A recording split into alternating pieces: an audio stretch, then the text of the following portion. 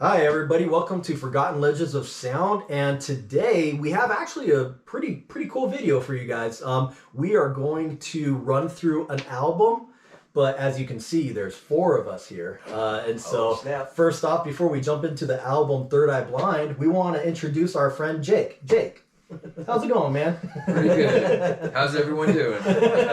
So Jake, we've mentioned in a little bit of other videos that, you know, Ian and I, we moved to Florida and everything, and Jake's the one that we met in Florida, and we really got into a lot of music with Jake. You know, we were teenagers, running around, not getting eaten by alligators, That's right. whatever, you know. So, yeah, it was with Jake we found bands like Sonata Arctica, you know, got into the power metal stuff, and then we played a lot of 90s rock around each other too. We did a lot of Third Eye Blind, a lot of Collective Soul, stuff like that. And, you know, it was just a really cool time for us to just, like, we became friends, but then we also went to shows together and just really got into music. And so, do you want to add something? Yeah, what's interesting is, like, in a lot of our videos, we've talked about how, like, with this explosion of getting into metal world and whatnot, like, kind of in our high school days, like, me and Kevin grew up on, like, a lot of music and stuff, but it didn't, like, it didn't explode as much as it did in high school. And Jake was kind of along for that ride.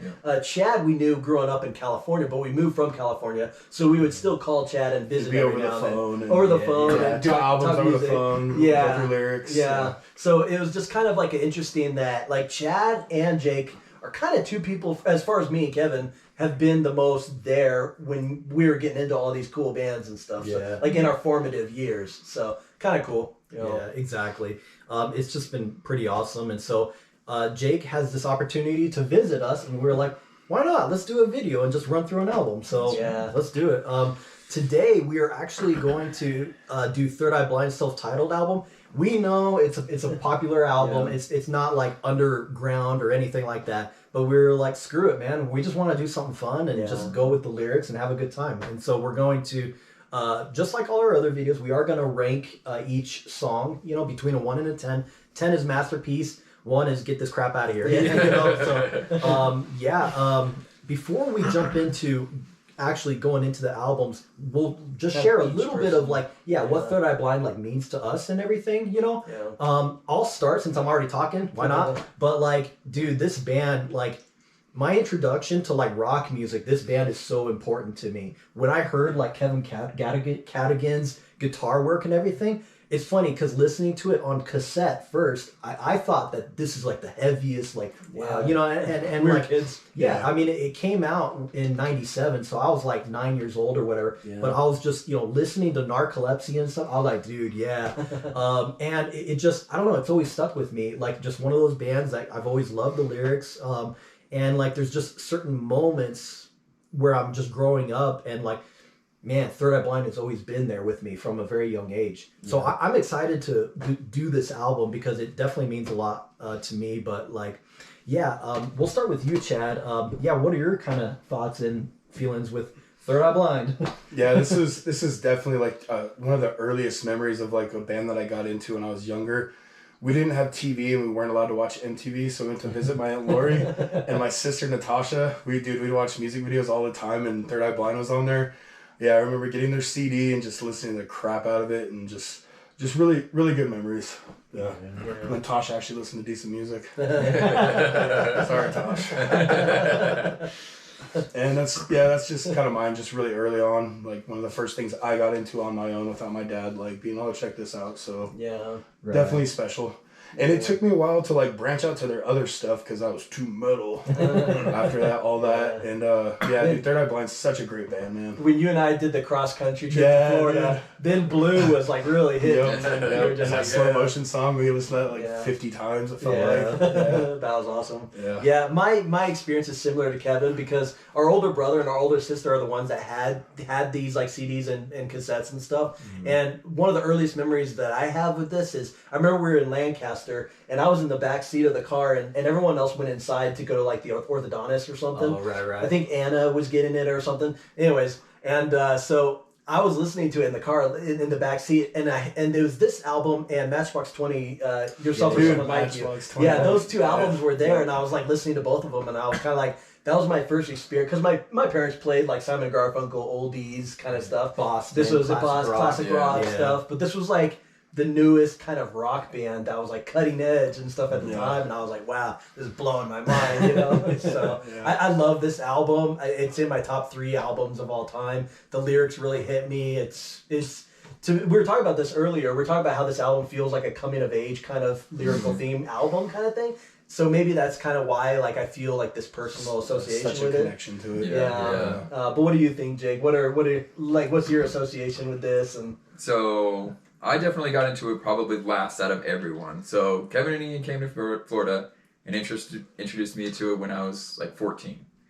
And so before that, you know, like a bit about my music history. You should probably say more. Yeah, because, I need, exactly. They don't know you, so feel free to keep talking. Gotta get my history out, right? So my history is, my parents listened to like the Carpenters, the Beatles, like Roy Orbison, like really, I guess generic oldie stuff in my opinion. Nothing, doesn't blow anything out of the water. And so anything that I got into was always like obscure. And as a homeschooler kid, you're not going to meet many people who are into good music, right? Yeah. So I was very limited in that regard. So really, up until that point, the hardest thing I listened to was Linkin Park Meteora. And it was like, that was my jam. I listened to it at least 3 times every single day because I had nothing else, right? That was it. That was it. So then they gave me these 2 to borrow, right? And at the time, so like, here's my strongest memory. I could read books all day long. I love reading books, any kind, really.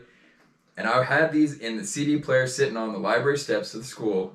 And holy smokes, I just couldn't read at how blown away I was. Like, I just sat there and just, the whole moment was just taken over by this. And I listened to the whole album, like, in that one sitting. Yeah. Like, it just, like, it blew me away so intensely. So, it was really, in a way, like a coming of age thing. Like, it really imprinted on that there's way more music out there than garbage on the radio. Right. No offense to the radio. There's good stuff on there, but you just get so tired of the generic stuff. Over and over. Yeah, and then, like, in a way, I got tired of Linkin Park Meteora, but it's still a good album. But, man, like, it really opened my eyes, and it was the first time that I thought there's going to be music out there that's so good, so inspiring, so, like, intensely personal, that's where it began. That's my music career right then. And I do agree with you that, like, stuff playing on the radio, it's like we're starting to get away from all that. And like Third Eye Blind was played on the radio, but they played the crap out of the same songs. Yeah. And so when we would meet people that like Third Eye Blind, they'd be like, oh, that one-hit wonder band, you know? Yeah. And then it's just like, dude, have you heard like Motorcycle Drive By? Have you in heard the background? Yeah, in the background.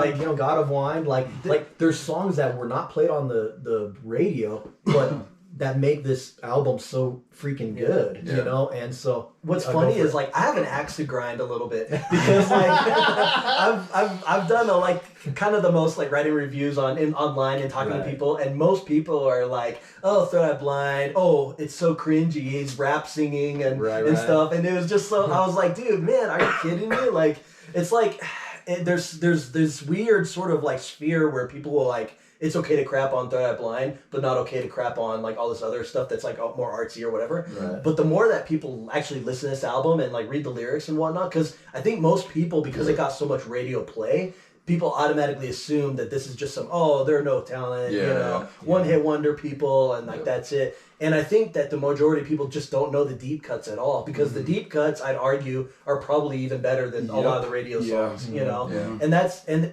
so to me, like Third Eye Blind, like especially in those first 3 albums, they are just such a solid, amazing songwriters. Like Stephan Jenkins' lyrics are really awesome. Like the guitars, the drummer, Brad Hargreaves, his drumming's great. Freaking Arion Salazar, his bass playing, like...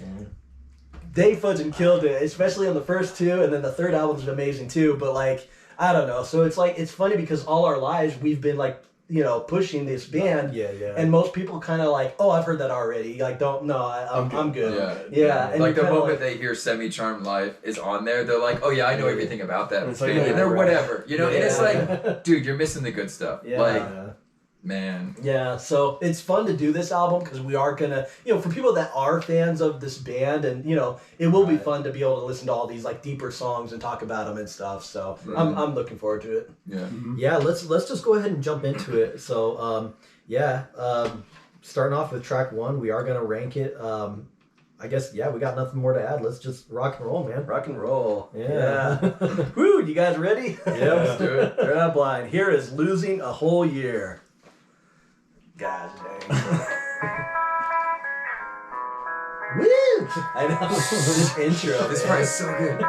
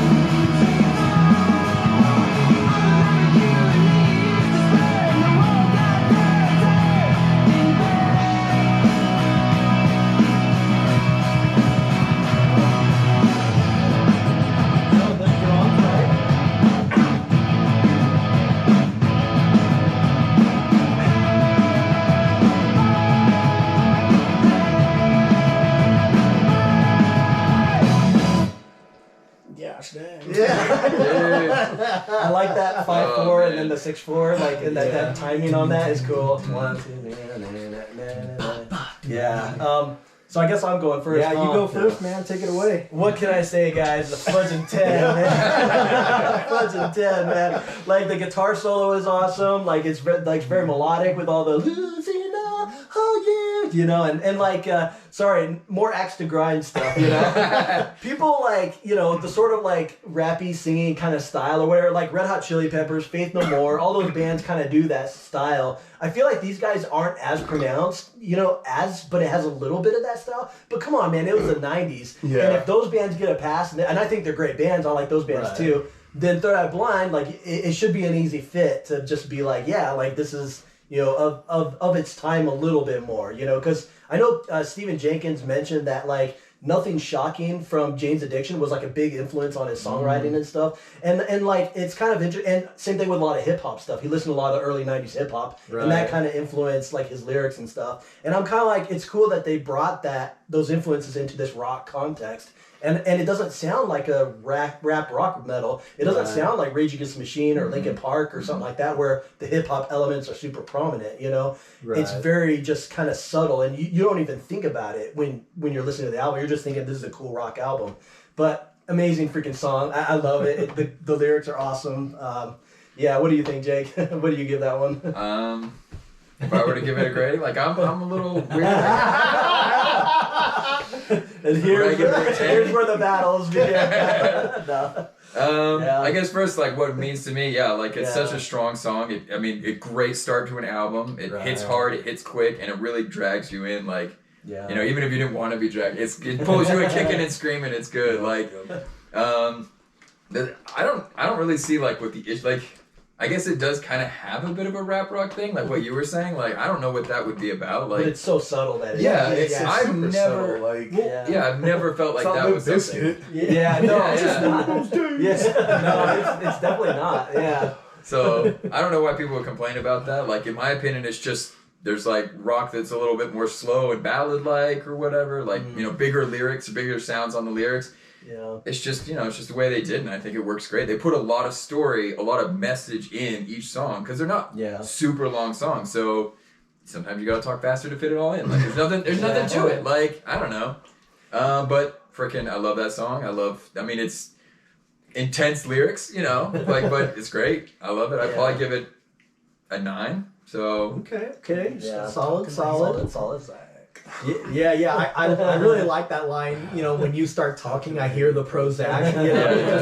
I like the lyrics. I'll talk a little bit about the drums, man. I really think what's this guy's name again? I'm trying. Brett Hargreaves. Hargreaves. Yeah. He does a great job.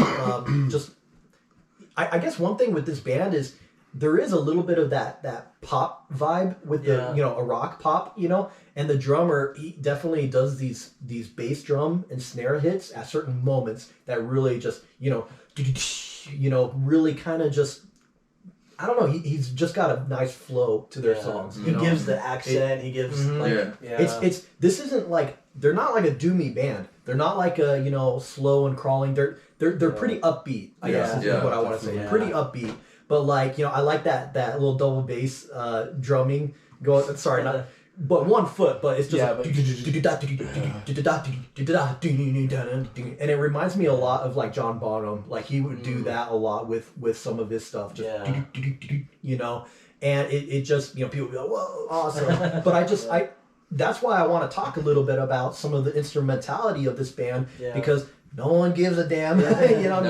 Like I think like people look at Third Eye Blind and like the image or the the reception at the time and whatever, but I just don't want Third Eye Blind to be kicked down as like just a band of that time frame, just utter trash, but everyone loved it, and I'm like I don't really agree with that analysis. So I'm gonna give this song a 10. I'll be honest, like Ian and I, we are gonna be biased and everything, but I don't see anything. I don't see anything wrong with this song. I love the way it begins and ends. I like some of that, it's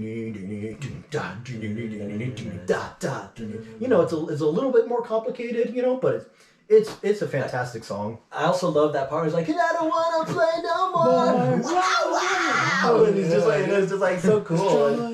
And another thing, sorry to interrupt you, Chad, but like another thing too is like in America, like power pop music, I feel like isn't as big in America. Like in like UK, power pop rock is much more bigger, And I feel like these guys have a little bit more power pop kind of vibe to their sound. Yeah. Whereas in America, most of the grunge stuff is what dominated. It's like the rock stuff in the late 90s was more, and I see it, my girl. It's just like, I know the pain.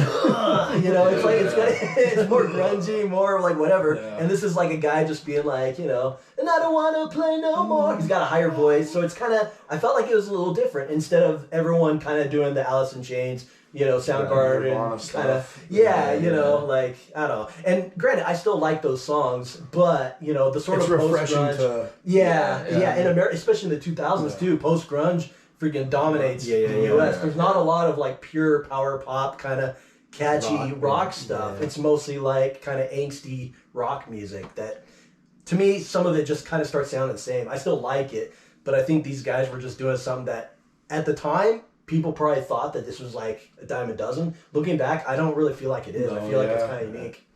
I think that's what happens when it gets associated with radio play. Yeah. Like they just assume that it's not, musically very advanced, it's not lyrically very advanced, because it's just radio play. Once once you associate it with that, I think people would lower their expectations a lot. So. Yeah, because there's this formula for getting gold, like right, exactly, and it's like you hear it so much, and you're like, oh, that's what they're doing, that's what they're doing, and it's pleasing to the ears, and people like it, and I get that, but it's. I don't know, you don't always want to hear that. Yeah. Right. And I'm not saying that there's nothing that sound like, sure, you had like Vertical Horizon, you had Semisonic. Sure. You had other things that kind of sound similar. But these guys had a harder edge than some of the pop rock stuff. Right. And just, they were kind of like in their own little corner where I think the people in the harder stuff thought that this was like, too poppy, and the people that are poppy, it was like heavier. Because they definitely have like an attitude to them. Yeah. But it's not just like bubblegum poppy crap. Like, But it's super catchy. It's freaking awesome. Yeah. And dude, like, I remember being a kid and like going through the CD and reading the lyrics, and man, the lyrics hit so much different now that I'm an adult. It's just like, dude, for real, it's like, holy death, man. And we're gonna get into some more, so It's funny because like I have the same thing. So when I listen to it as a kid, you're like, whoa, this is so awesome. It feels inspiring, it feels interesting. Yeah. And then now as an adult, you're like, oh, that's pretty serious. Especially semi-charmed life, like, dude, I was like, it sounds all woo, but it's just like drug addiction, freaking sex with no love. Like, it's fierce. This album's darker than people mistake it to be. And that's my favorite kind of pop music. I love subversive pop, like The Cure is like that. Freaking Hearts of Black Science is like that, where the lyrics are so much more darker than the music, but the music is so catchy that you're just like, Zinnik is like that. Forget it. I don't know. I think that's cool. Just real quick, a 10. I don't have like any. I'm gonna be biased as crap, dude. But why is it a 10? Because I fudging like it. But for me, it's gonna be a 10. There's gonna be some bias ratings on here for me, but Yeah. All right, y'all. I see how it's. Jake's like, now I realize my mistake of giving it a 9. These guys are gonna freaking crucify me. No, Jake, you're like trying to be the voice of reason. Yeah, he is. See, like that's the thing. Like for me, it's always like I'm always afraid to give a perfect score on anything. Right. And that's true. It's hard. Yeah. Like I'm very reserved in that regard because to me, that's like saying if that was the only song I ever listened to for the rest of my life, I'd be happy with it. And I don't know if I could say that. Like I could listen to this every time that someone puts this album on. I could listen to the whole thing start to finish and be totally fine with it. But the only song, dude, I don't know. It's good, but I can't think of any song I'd want to listen to the rest of my life. Exactly. And that's so you have a very high standard. Like we all have different things we're looking for, and so sometimes our scores might be a little different depending on how we feel about scoring stuff and how we feel about the songs. It's totally cool, man. Should we move on to some narcolepsy? Mm-hmm. Woo! Dude, we do this to Chad all the time. Like Ian and I were like, dude, Chad, you gotta give it a higher score. Come on, man, you sure? And then when I play something, they're like 6. What the hell, dude? Hey, everyone's got different preferences. See, everybody, that's the problem with being friends with twins. Is they might gang up on you. Instead of one person or two. Two. Unless you can find a way to pit them against each other, and then you get to be the victim. That never happens. All right. Narcolepsy. Yeah, let's do it, man. Here we go. This one's freaking awesome. This is a good one. Brings tears to the eyes, that tune right there. Holy smokes. Beautiful just guitar playing. I know. Oh man, such an underrated album. I'm on a train, but there's no one at the helm, and there's a demon in my brain who starts to overwhelm.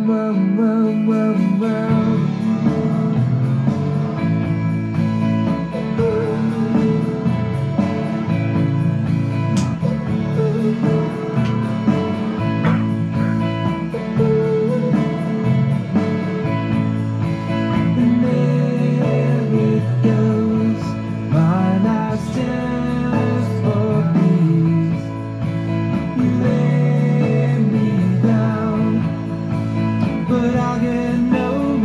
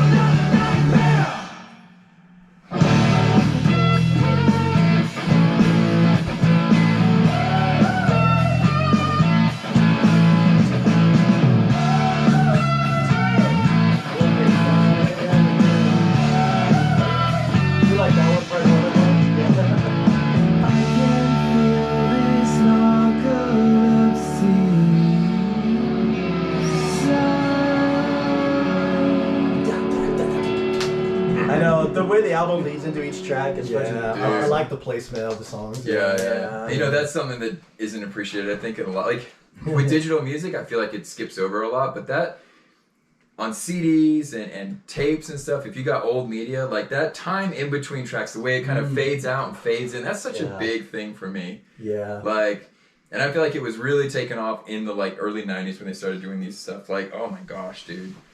Freaking such a good song. Such a good song, dude. So, you gonna go first? Yeah. Dang. But it's not like, 10. it's like, it's You get 9.5 and be safe. Like, in a way. A 2.13. 9.875. It's like in a way this would be like the 10 equivalent for me, but it's like really the whole album's the 9 because again I wouldn't listen to it forever, but yeah, it's like a 10. I guess put a 10. I'll concede. You got him, boy. Like, dude, that song is so good to me. Like I love the melancholy sound, but the like really intense music still, and it fits. And ironically, this is gonna be the first time because. I mean, I was experienced through my friend to AC/DC, like Justin, whatever. AC/DC and Led Zeppelin and Aerosmith and stuff. And like, honestly, this is the first time that I ever heard, and it's not like an amazing guitar solo or nothing, but those parts like, holy smokes. Like, it was the first time I appreciated someone playing guitar. Yeah. Like, it was like, that sound just works for me. Yeah. Oh, man. It's so good. I'm gonna give it a 10 also. What the hell, I'm biased.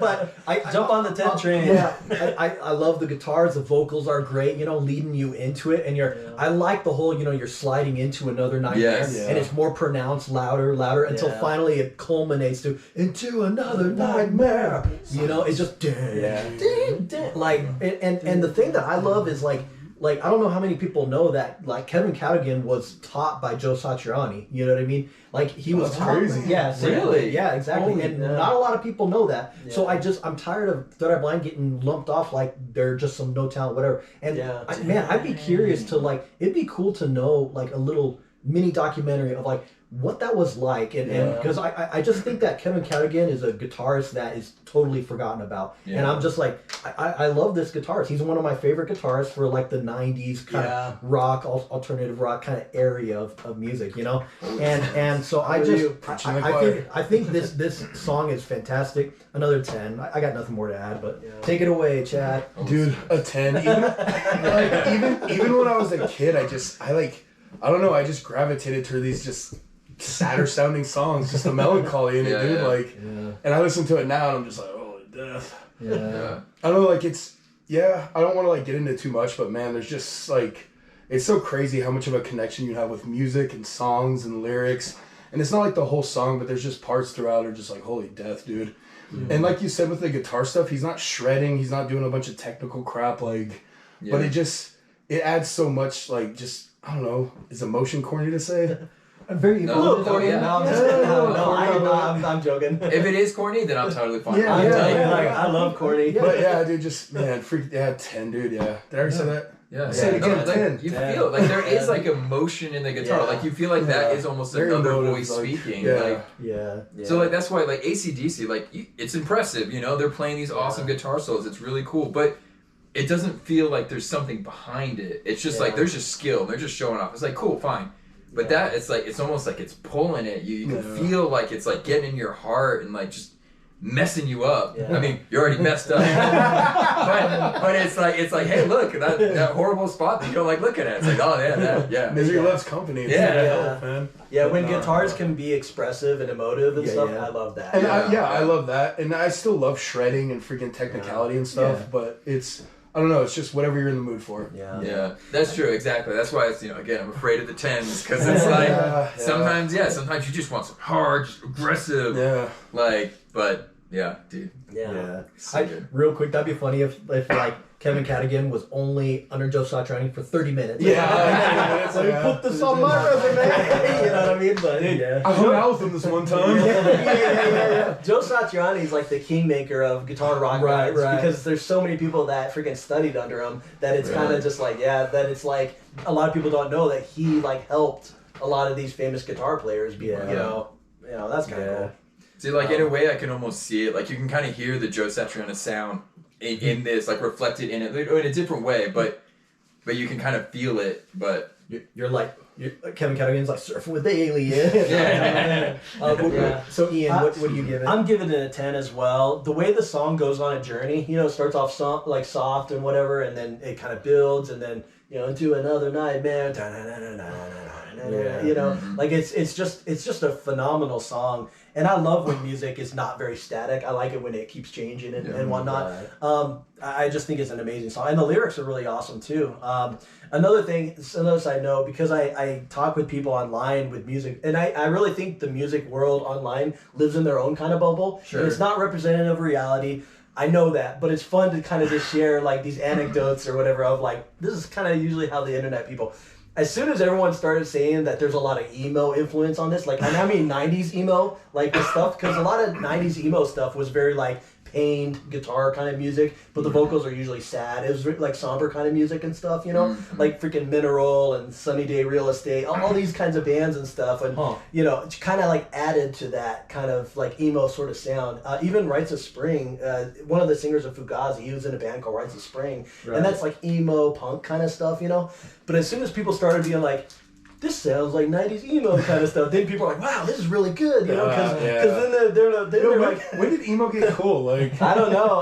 Online, emo is freaking like. Because I remember when we were like in high school, it was just well, it's like the radio emo stuff is like, oh, that's corny, that's lame and whatever. But the stuff that led to it, like the influential stuff in the 90s stuff, because it came from like a hardcore background. Yeah. So like a lot of that stuff is not as appreciated. People love, like music nerd people love to look back on these like obscure, underrated, whatever kind of things, and then be like, this is like the best thing ever, but I just find that really hilarious because nobody would have thought that with these guys. But then you hear a song like in the like the background or like God of Wine and stuff, and I'm kind of like, I could kind of see that they are going for similar vibes, I still think Third Eye Blind, I like that more than some of the 90s emo kind of stuff, but like even like the 90s Modest Mouse stuff kind of had a little bit of melancholy in it. It rock out a little bit too, had some of that Pixies influence, but anyways, it's just really funny. So where are you going with this? All I'm trying to say is that like I'm trying to bring all of these music worlds like over into this, and I just think that the online community, when something is tagged a certain way, they'll all just ignore it because they all are in their own bubble, and they all have these sort of like genres or these sort of like things that are respected, and then these things that are like lame or whatever, And just because this broke through, and this album fudging deserves it. Yeah. It deserves the radio play. It deserves the selling the millions of copies or whatever. Yeah. It's just so good because the singles are that good, but the rest of the album is freaking artistic and awesome as well. So, anyways, rant over. I'll stop talking about like online internet nerd pop culture crap, But I just find that really funny, I don't know. So, anyways, 10. I do think in that regard, like people often try to, discriminate and separate and isolate things, just because it's like Third Eye Blind, maybe it's not the most grungy or, it doesn't really stick to any one thing, which is part of the reason I like it. It kind of branches in a lot of different ways. It pulls all these different musical elements together. That's why it's so diverse, so interesting. And so like to think that, I'm into this, and so I'm not going to really, it doesn't fit well enough into there, so I'm just going to discredit it all. And that's just not fair. I feel like everyone needs to just be a little bit more broad. Like I don't love all music. Yeah. Like I really struggle with country. I do, but I try. I still try. Like I still try to listen to bluegrass. I still try to listen to modern country, and so right. And that freaking Jason Isbell, that was so fucking good. Do you remember Jason Isbell? I was playing. This was a few years ago. I was playing some Jason Isbell at your house. Anyways, and you were playing like the Deep South. I think you were showing me some Deep South. Yeah. I was showing it. Anyways, sorry. Well, maybe if I hear it, I'll remember it. Yeah. But again, like I don't spend that much time in country. I don't think any of us are huge country people. Yeah. There's a couple, but not much. Yeah. Shall we press on? Yeah. Semi-Charmed Life. You guys ready? Yeah, let's do it, man. Anyone that hasn't already heard this, well, welcome to the rest of the world. Yeah. Here we go. Come out from under your rock.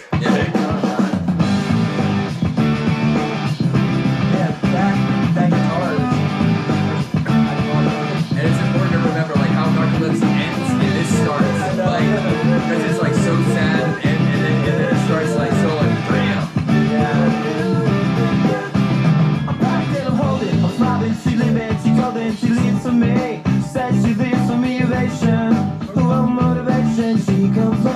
She goes, follow me, and I'll make you smile like a drug for you. Forever what you wanna do, coming over you. Keep on smiling what we go through. One stop to the rhythm that divides you. And I speak to you like the chorus to the verse. Drop another line like a go with the curse.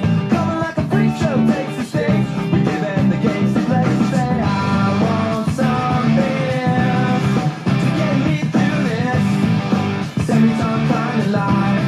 Baby, baby, I want something else. I'm not listening when you say goodbye.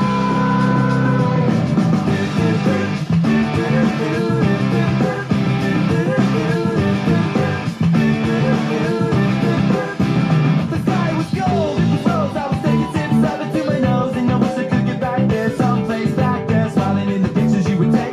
Doing crystal method, lift you up until you break, it won't stop. I won't come down and keep stop with the tick-tock rhythm. I bumped for the drop and then I bumped up. I took the hit that I was getting, then I bumped again, then I bumped again. I said, how do I get back there to the place where I fell asleep inside you? How do I get myself back to the place where you said I want something else to get me through this? Send me some kind of line, baby, baby. I want something else. I'm not listening when you say goodbye. I believe in the sand beneath my toes. The beach gives a feeling and a deep feeling. I believe in the faith that grows. Baseline, And the full icons can make me cry. When I'm with you, I feel like I could die, and that will be alright, alright. And when the plane came in, she said she was crashing. The love in the ribs in the city was chipped on the earth to feel alive. And now I'm struggling to survive those days. You were wearing out coming dress. You're the priestess, I must confess. Those little red panties, they lies for death. Let's look around the belly, face down on the mattress one. And you hold me, and we are broken. Still it's only I feel myself heavy on the ground. I'm scared, I'm not coming down. No, no. And I won't run from my life. She's got the toss down, knocked down in a smile, but nothing is alright, alright. And I want something else to get me through this life, baby. I want something else. Not listening when you say goodbye. Yeah, just going through the journeys.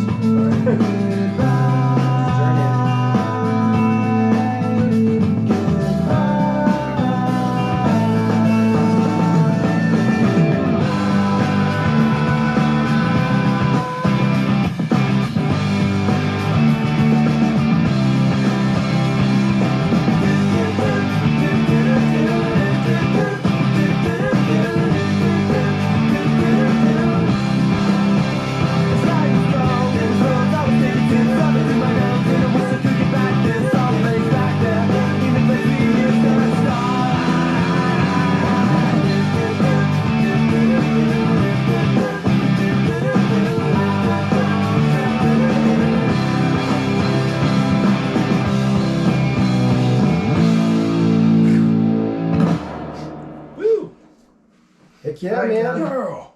Yeah. It's nice to go through a song like this where it's like you're not distracted by the world and it playing on some mall radio. Yeah, It's nice to have yeah. the lyrics and everything, but I'm not gonna say a whole lot except I do think this song is exceptional for the bass player, always doing that, and then other times where he's like, you know, and I'm just like, the bass player, He gives it that groove. you got it, yeah. Yeah. You know, the drummer and the bass player really add that groove, that rhythm in this song. So I'm gonna give it a 10. Yeah, I do think this is a masterpiece song. I thought they did a great job, you know. So yeah. What do you think, Chad? Man. I'm almost thinking about giving it a 9.5 for the do parts. No, I just like Chad, this song's about drugs. This song is about. Oh, yes. I understand. The doo-doo-doos might be a little too poppy for some. But no, that's people, the thing. Like, I feel like back in the day, I was like, "Oh, this sucks," but I don't know. I guess I'm just softening up in my old age. Like, and it's nice to be able to just enjoy it instead of being like, "Oh, stupid." But and then like, I think everyone has their little na-nas and doo-doo-doo-doos and it's just like whatever you're playing, it just goes with it. And dude, why not? Like, man, 10. It is a solid song. Yeah, like, and I don't find of course, anything. you know why it's popular. Like, It's I Because give the it 90s were filled with drugs. I give it a 10 as well. I think the lyrics are great. And it is a song that I'm definitely tired of. yeah, But I listen to it and I'm like, that's still such a perfect crafted like pop song. Mm-hmm. Like it's just it's undeniable, man. It's freaking great. And that guitar riff like should be like as revered as like, you know, you know, it's like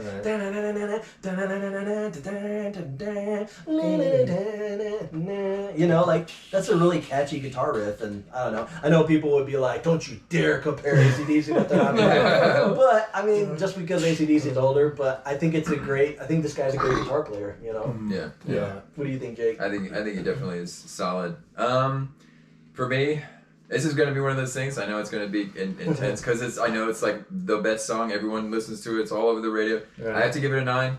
I agree with Chad on this one. The doo-doo-doo parts. Like, I'm sorry. Like that 90s, they had some annoying bands.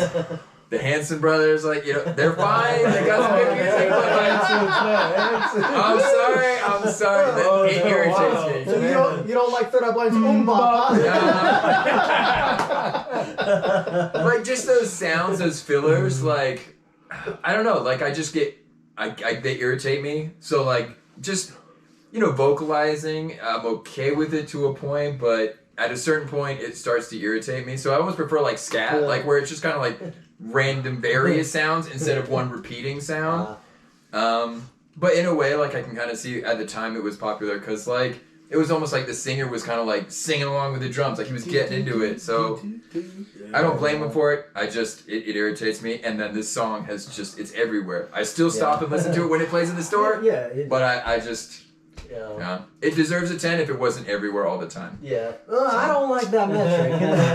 No, Chad, you could keep a 10 though. I'm like, man, should I do it? But if you want to do a 9.5, because it is, I'd understand. There are songs that are like so much more than that song on this album, but right. Yeah. And that's the thing. I can't just give the whole damn album 10s. Like, Well, that's the thing. Like, you know, I'd understand if people have like personal gripes with this album for various reasons. That's not the typical overplayed commercial garbage. You know, I just, you know, like, because not everyone's gonna have the same taste. Not everyone's, you know what I mean. And so we don't expect everyone to just love this band or else. You know what I mean? It's like, you know, it's all good. just this is where we're at, and if you disagree, you're probably wrong. You're definitely wrong.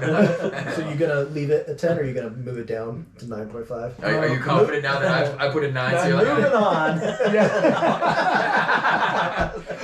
on. Well, let's leave it at 10. Okay, just think about it. Because I know this next song, people are played out by this, but I still love this freaking song. So this I don't one- care. Yeah. See, like in a way, like I feel this is gonna be like I'm not gonna get to do more of this, so I have to just justify this in a way because it's like this is probably one of my favorite bands. It's Collective Soul, Third Eye Blind, like they're in my core top 10 or top 5 even bands of all time, and so it's like there's gonna be other bands that I still would be like, dude, I love that band too, and if I ranked that, it would be way lower. So that doesn't mean I don't think they're amazing. I don't think that they're not totally awesome in every way, but I think even though I'm giving like 9s or maybe even 8s at some point, just keep in mind that for me, it would be, I'm pretty critical. Yeah. So, it's all good. Tell me about I'm glad I was.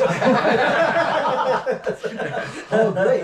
Dude, Jake, so Kevin's a bit... Dude, Jake, we should have you more after because usually I'm the critical one. Like, I'm the one that... Kevin's the one that's... Everyone hating on Kevin. Let's jump to the next. You guys ready for Jumper? Yeah, jump to the next. Ready to jump over to the next one? Oh man, we got jokes. All right, here's Jumper. I wish you would step back from that ledge, my friend. You could cut ties with all the lies that you've been living in. And if you do not want to see me again, I would understand. This drummer is such a musical drummer. He just knows what fits with, music needs. The angry boy, a bit too insane. Icing over a secret pain. You know you don't belong. You're the first to fight, you way too loud. You're the first to light on a burial shroud. I know something's wrong, but everyone I know has got a reason to say, put the past away. Wish you would step back from that ledge, my friend. You could cut ties with all the lies that you've been living in. And if you do not want to see me again, I would understand. I would understand.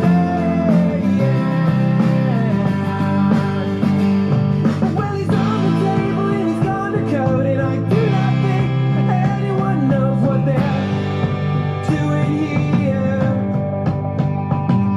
And your friends have left you, you've been dismissed. I never thought it would come to this, and I want you to know. Everyone's got to face down the demons. Maybe today you can put the past away. Wish you would step back from that ledge, my friend. You could cut ties with all the lies that you've been living in. And if you do not want to see me again, I would understand. I would understand. This build-up. God's big, man.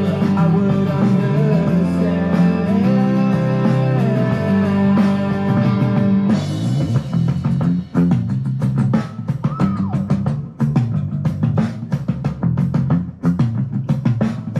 Oh, I would understand.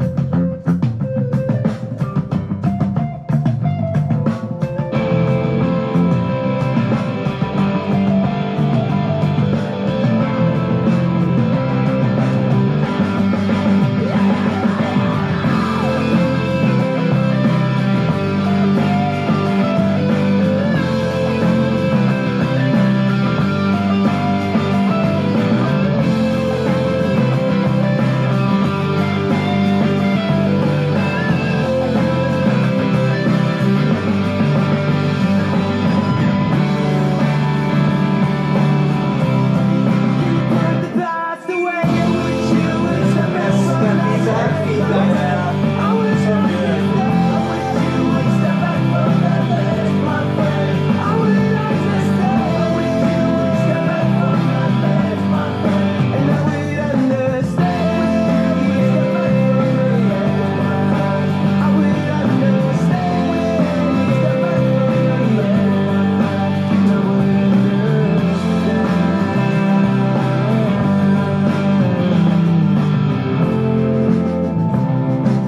10. Yeah, 10. Man.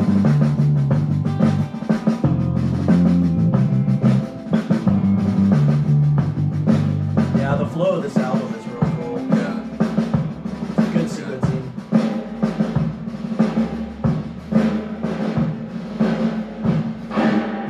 I love that. I love that right there. And that hard final. snare, like he claps.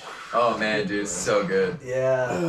I think this All right, is Chad. Chad's turn to start. You're Yeah, okay. dude, and I know like everyone's like, oh, it's just played out, it's blah blah blah, but dude, that's a freaking 10, man. Like, just oh man, like the lyrics, the music, like it's so feely. Like man, like, and he's not shredding, but that solo just hits so freaking hard and like, like holy death, dude. Like, I mean, you guys are gonna probably like articulate this better than I am, so just take it over. I agree, man. The solo's just like, man,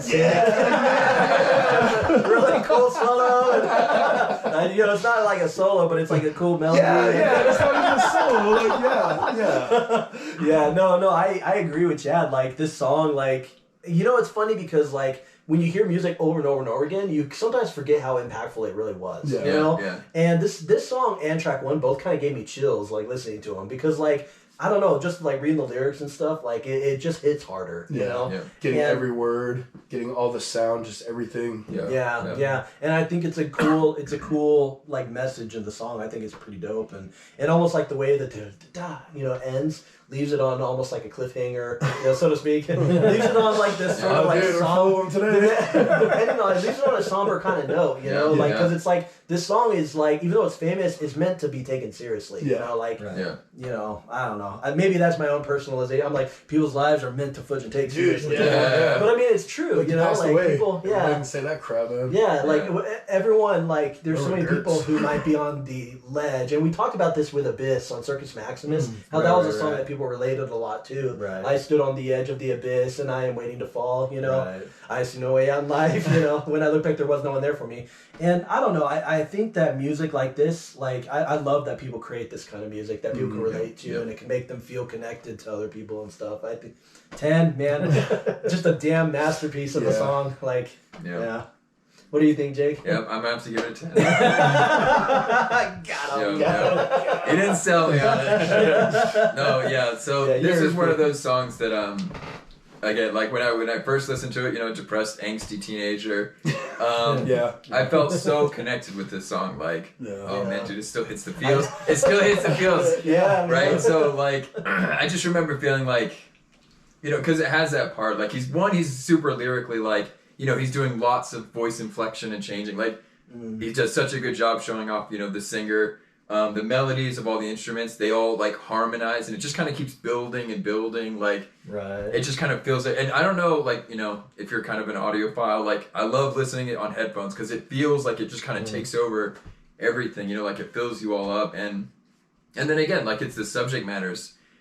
It's funny because it's like super depressing in a way, but it's also very optimistic. So like they always do this duality where it's you know, positive music with a sad message, and then sad music with a positive message. Like oh my gosh, like it's just so good. So and yeah, you know, you need a friend. You need a friend who's willing to sacrifice a friendship to save you. That's a real friend. So Jumper, real friend. Tell your friends. Tell your friends, yo. Tell them to get away from you. Yeah, exactly.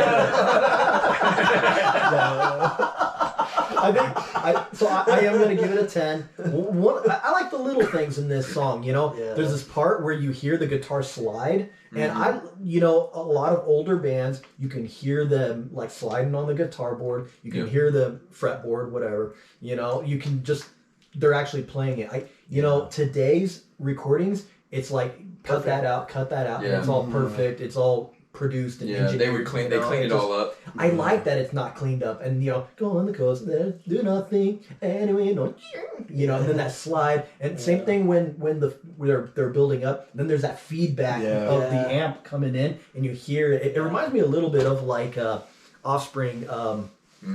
Freak track 9 on Americana, like with End of Line, and the line, there's that section where you hear a lot of that kind of feedback from the like they mess with it, they like turn it up and low, and it's you know, and it's just kind of cool, you know. So I'm not going to add much more because you guys have already talked about it, but let's move on. But Jumper, I mean, it's still a fantastic song, so fucking amazing, pretty dope. That might be the best song so far, even though I gave everything else to 10. See, that goes back to why you can't give everything a 10. It started controversy. No, I'm joking. Yeah, no, that's true. The song's so damn good. Yeah. You guys ready for Graduate? Yeah. I should probably bring the lyrics up first. I don't know if I'm really ready though. You know, like sometimes. Hold on now. Distraction. Hey, mute your phone, man. Sorry, guys. Kevin is phone. I gave your ringtone a 0 out of 10. Yeah, alright. Here is Graduate. Graduate. Library. Library. Here's graduate.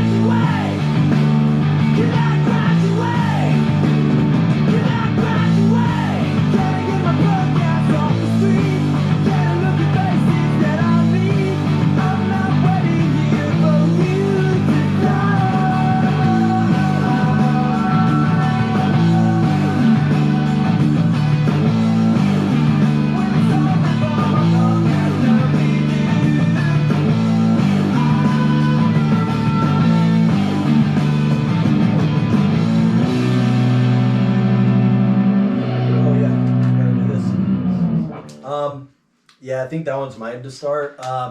It's funny because, dude, when I was a kid, I always thought he said candy-looking faces. You know, like candy, you know? And I was just like, yeah, man, look at that candy. Yeah, you candy-looking people, man. What is wrong with you? You know, like, I thought it was like this insult, you know? Candy-looking, people. It's just funny. And also reading the lyrics, it's been a long time since I read some of these lyrics. So it's kind of cool, like the whole, like, will the song live on long after we do? I didn't remember that's what he said, you know? And that's kind of cool, like, I don't know, I guess the song's about, like, does anything matter? Do things, like, matter, you know? Can I graduate? You know? I give it a 9.5. I feel like it's a little bit of a step down from the first four, but the guitar in that song is so good that, like, I don't know. But the vocals don't hit me as much as the first songs do. Yeah. But still awesome song. What do you think, Jake? It's good. I'd say it's still a 9 for me. Lyrically, it's a little bit more of an interesting one, I guess. The lyrics take kind of a different tone than a lot of the other ones. So I think there's that duality of, like, am I going to graduate? Meaning, like, because, you know, he's, like, fighting against the system, basically. It's like, am I going to even graduate from school, or am I going to grow up? Or it's not just, I used to think it was just graduation, but it's a little more. It's like, am I going to accomplish something? Yeah. Exactly. Am I going to move forward? Because it's like, you know, can I get my punk ass off the street? It's like, even if I don't, you know, do what you want me to do, am I going to do what I want to do? Am I going to succeed in my own way? And so, It's just The it's lyrics all are around cooler is than good. I Yeah, remember. definitely Yeah, better yeah. than I remember because it was going to be a Yeah. little lower for me, but I was like, oh, it's actually Yeah. it means Yeah. a little more than I thought it did. Yeah. Yeah, so musically, like instrumentally, this one definitely shines more than the lyrics to me. Like I like the music more than I like the lyrics. Normally, it's either on par or slightly more lyric, but yeah. So that one's it's good. Can't complain. Yeah, I think this is a great just rock song. I'm gonna give it a 9.5 also. I just think that this is the one song on this album that it doesn't like. I don't have a whole lot of emotional attachment to this song. You know what I mean? that too, So like yeah. I enjoy this song. I like the guitar work and everything.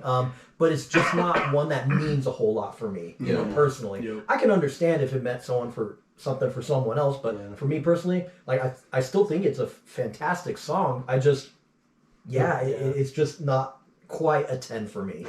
But anyways, what do you think, Chad? Ooh, I was gonna go with a 9, but I think a 9.5.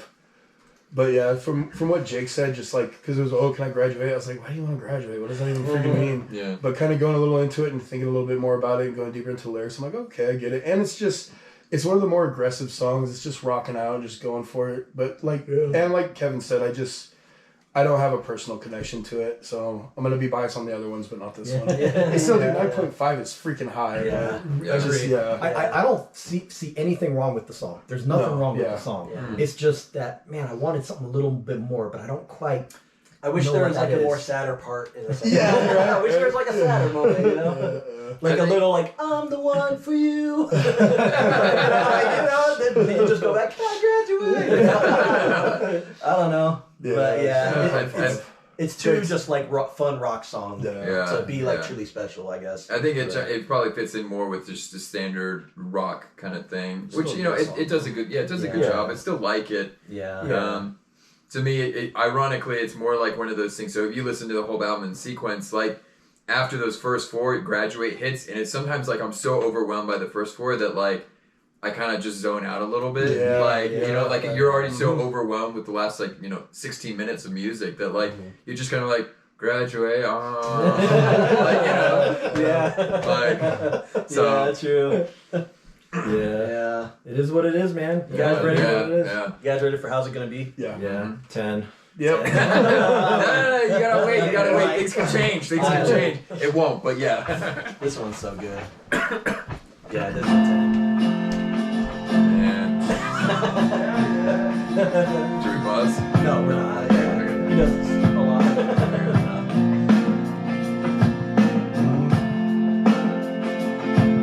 So melancholy. Oh my gosh.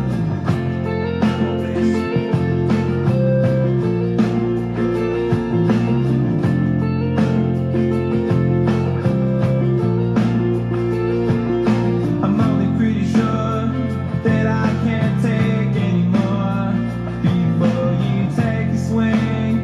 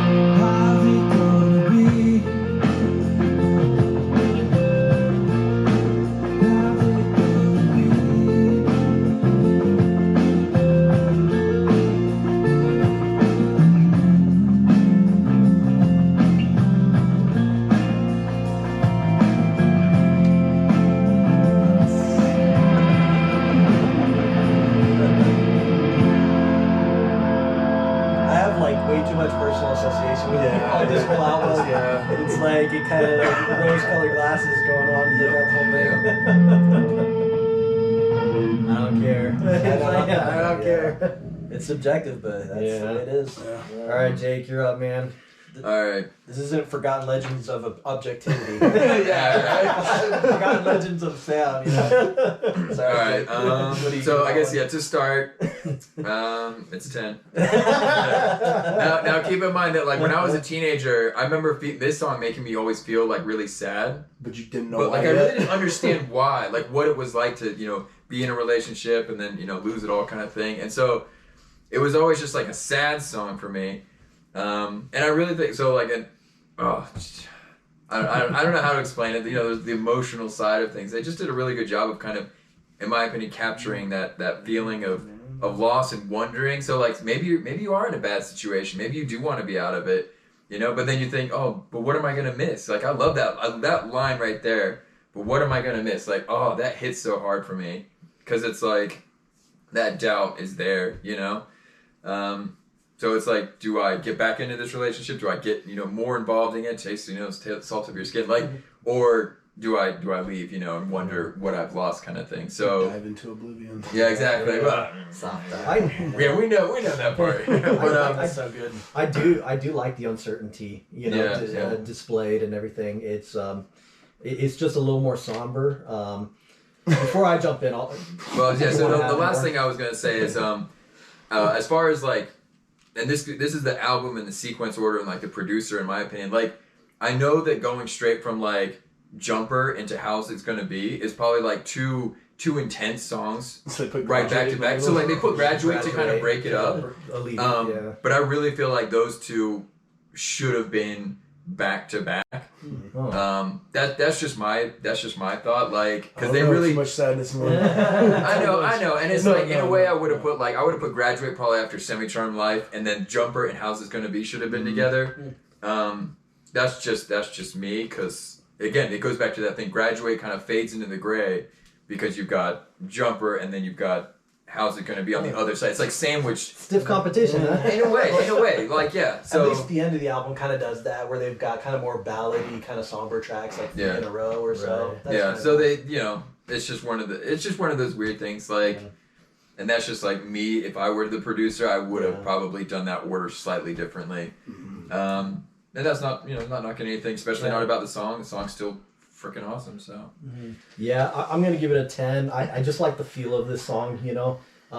It's very quiet, it's very moody, builds up and everything, and then just kind of chills out and just outros out. And I just, like I've heard the song like so many times, and I've heard it in so many situations where it's just like, playing it at night, playing it while I'm like trying to sleep on headphones or something. It just, this song definitely like means a lot to me because it's just been there, for so many moments of my life. So not much more to add musically and everything, but solid song. Yeah. What do you think, Chad? Yeah, definitely a 10 for me. Like you guys kind of touched on everything a bit, like just the uncertainty, and like whenever I'm listening to this, you think of like all the relationships you've had, even if it wasn't like romantic, just with people and what kind of impact you've had, and do they remember who you are? Are they better for knowing you or worse for knowing you? And it's just, dude, it's such a, it just, man, right. Exactly. It just makes you, and me personally, just makes me think about like all these things, and how is it gonna be, and solid. Sorry, I'm like I can't. No, you're good. It's hard to express that like melancholy, 10. It's like melancholy before it's even melancholy. Like you just you don't like. I do feel like, dude, give this song another like 30 years and there's gonna be people freaking weeping their balls out. Freaking just like it would be interesting. Sad, It would be interesting, in like 20 or 30 years, like Semi-Charmed Life was the song, and then it actually turns like, would there be another song that would kind of come back in time and that would become the thing? Like, and I could see that song becoming that one of those like old romantic songs or melancholy songs. It's just like, oh man, that's I want to say this album spawned like 6 singles or something. It was freaking wild. There were a lot. Like 1, 3, 4, 6. 1, 3, 4, 6. Yeah, 5 was Graduate. 5. Yeah. Yeah, that's maybe one more, but I can't remember. Yeah, but yeah, it's pretty wild. Yeah. What do you think, Ian? Giving it a 10. This song reminds me of, like, I remember when I was in Virginia, I played like a, there's this acoustic night thing. You and I also, when we were in college, we played this Oh, song. yeah, I was playing at that like cafe place, and then they're kind of like, when are you guys gonna stop? yeah. I was playing the drums, and they were at the time they only wanted like acoustic and ukulele and like scooch me closer type music, and we were playing like Blue Oyster Cult, Led Zeppelin, Camelot, Kansas. Yeah. Like, I kind of want to tell that story real quick because it just came up. Go for it. So this freaking like cafe place was like, yeah, anyone could come and play at it or whatever, and it was in college. So then Kevin brought his drums and I brought my guitar, and we didn't have anybody else, so it was just me doing the vocals and Kevin doing the drums and me doing guitar. And there's this medley that we did that we thought was fudging hilarious. If you guys know the Jethro Tull song, it's called Driving Song. It's like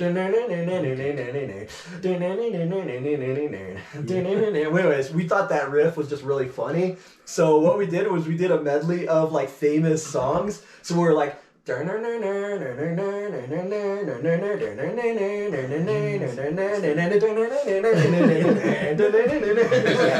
going back in the medley. And dude, there was that one where you were like Stairway to Heaven. Stairway to yeah, like we did like 3 or 4 like famous songs where we just did a tiny bit. So that's probably why they hated us. It's like, dude, these guys are fucking goofy. Like, what are they doing? And we did that whole Camelot Center of the Universe song, and I was all like doing. You're just like double bassing it, and they were kind of just like, "Are you guys done yet?" And then we finally left. We never went back. Yeah. But it was just funny because like the cafe was like normally just bring an acoustic, supposed to chill, people drink their tea, and we're just like rocking out and stuff. Hey there, Delilah, what are you doing down in Amsterdam? And anyways, I just thought that was a funny story. Good times. So I was in Virginia. Anyways, I was playing some of these songs and whatnot, and like there's this funny thing about performing because you're like, I know I felt this when I was in high school especially. There's that part of you where like, man, I hope the girl that I like thinks I'm like really impressive or really like whatever. I hope that she's like, she probably was fudging like, yeah, okay. But I was all like playing this stuff and I fudged up a lot, but I played one of their, I did do Never Let You Go with my friend Andy. And that was like pretty cool. And anyways, these songs, I guess I'm bringing up these stories because these songs have just been with us for so long and we've like played them and they're just so good. And I'll just echo everything that you guys said. This song is freaking awesome, Yeah. Should we move on to Thanks a Lot? Yeah. Let's do it, man. Ooh, thanks a lot. How's it going to be, though, if we move on? How's it going to be? I just love how we were totally trolling everybody there. That was so funny, man.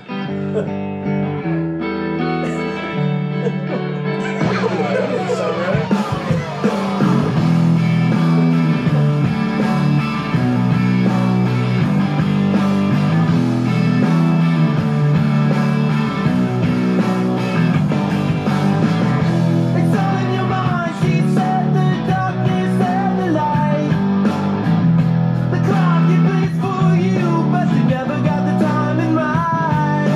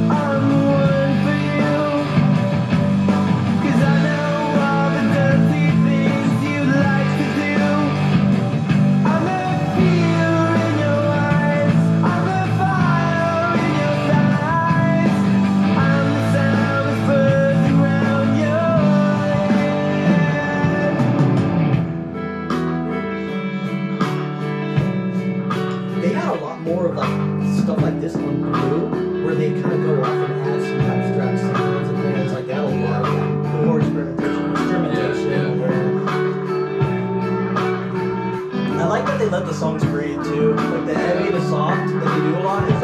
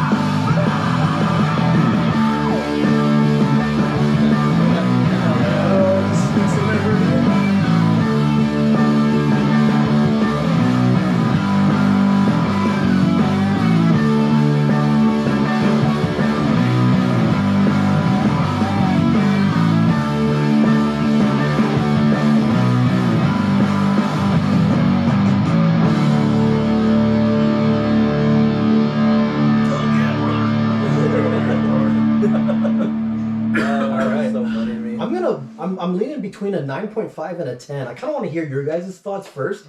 I do enjoy this song. It is slower. You know, it's slower than, you know, some of the other stuff, you know. It almost has a sinister, like, feel to it, too. Yeah, definitely. And I'm starting to question some of his relationships. No, like, it's just, Yeah, I do like this song, but I don't know. I'm not sure if I'm going to give it a 10, though. So, but, yeah, what do you think, Chad? I'm kind of leaning on that, too. I think I think it's up there with Graduate for me. I like it more than, well... Yeah, it's kind of freak. I'm not sure how I got a job to convince you guys. Yeah. All right, Ian. Dude, you put that. Let's see, Ian. I give it a 10. What can I say? No. Like I like the guitar dude because like he does so many good melodies with using only like 3 or 4 notes, you know. And it's kind of like when you have this world where everybody's thought up freaking every idea. The fact that you can come up with something like. You know, like it's simple, but it works for the song. You know, like doing that in the chorus is really cool. I mean, I guess it reminds me of like, can you take me higher? You know, like it's kind of a similar thing. You know, where you've got a little guitar lead in the middle of the chorus. You know, but I like it. I think it's a great rocking song. It's probably one of the more darker songs on the album. Maybe not as much lyrically, but vibe-wise, it's got that sinister kind of feel to it, you know? That's what I felt. But. Yeah, but I think it's an awesome song, and I like the lyrics, too. Yeah, I'm giving it a 10. I think it's cool. Also, they opened the live show that we saw a couple of years ago with this song, and that was so fucking cool. That was pretty cool. You guys got to see them live. That's sick. Yeah. Did they do a lot of older stuff? Oh. Yeah, they did a lot on this album. Yeah. What do you think, Jake? 9 for you? 8.5. It's a weaker one. So it's definitely one of the weaker ones. I think it's much more of a traditional rock song. Like it follows that similar pattern that most rock songs do. Not that that's bad. I still like it a lot. Yeah. I'm always like I've always felt like it was kind of a sinister thing, and I really don't know how I feel about that. Like I'm not sure if it's meant to be from the portrayal of like a toxic relationship.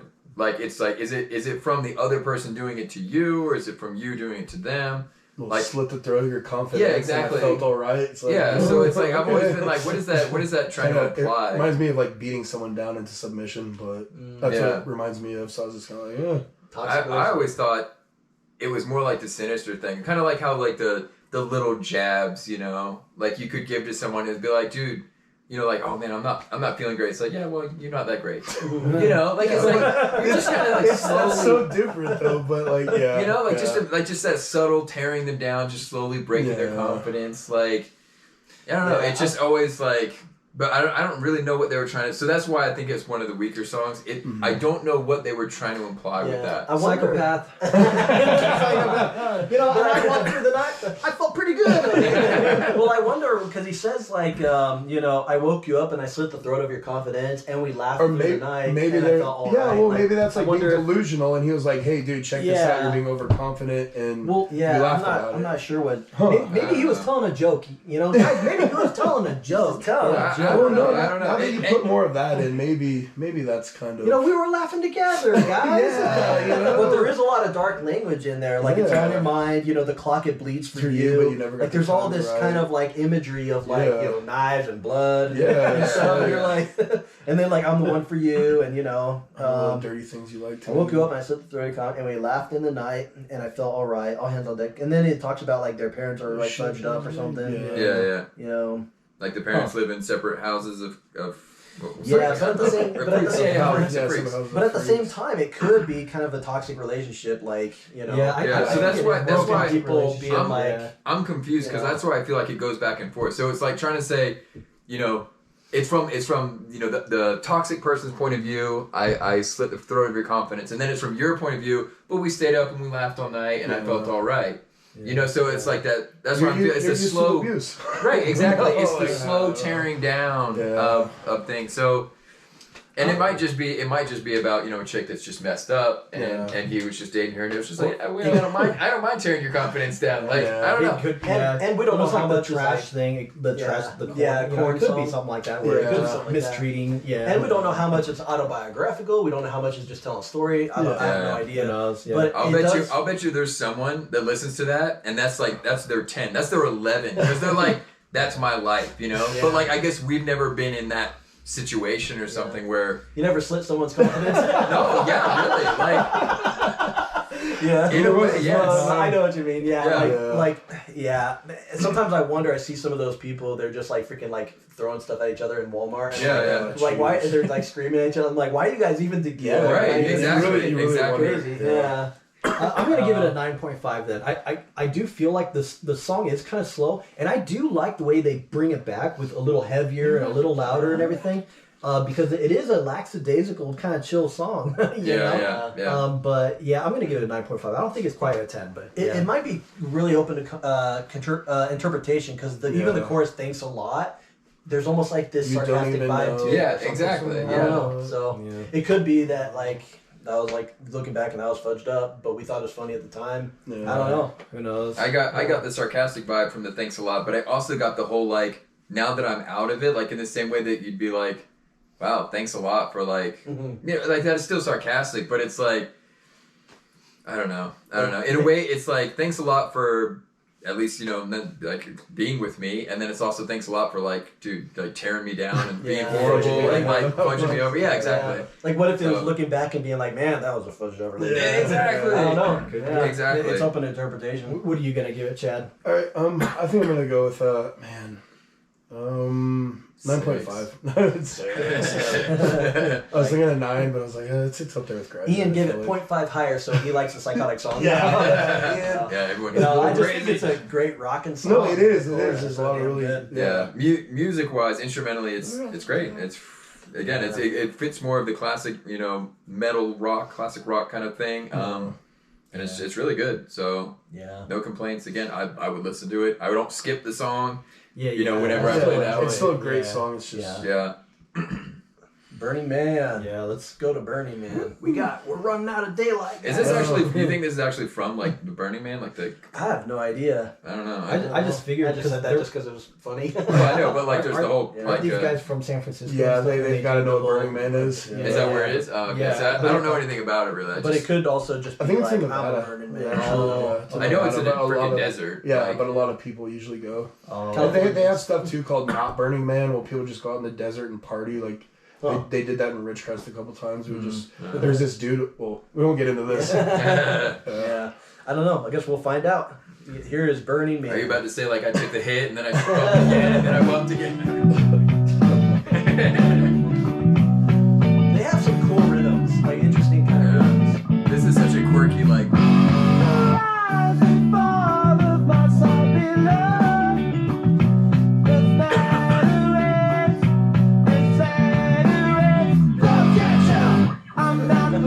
That's just cool. Yeah, that's cool.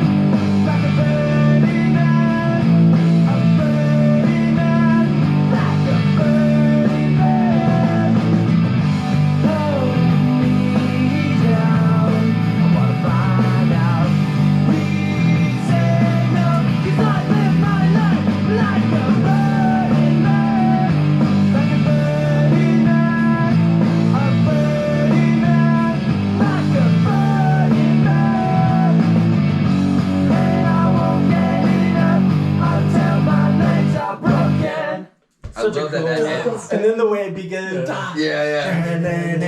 It's like, that's a great sequence. Yeah, I love that one ends just like, whoop, and then that song leads into it. Like, again, great album composition, you know?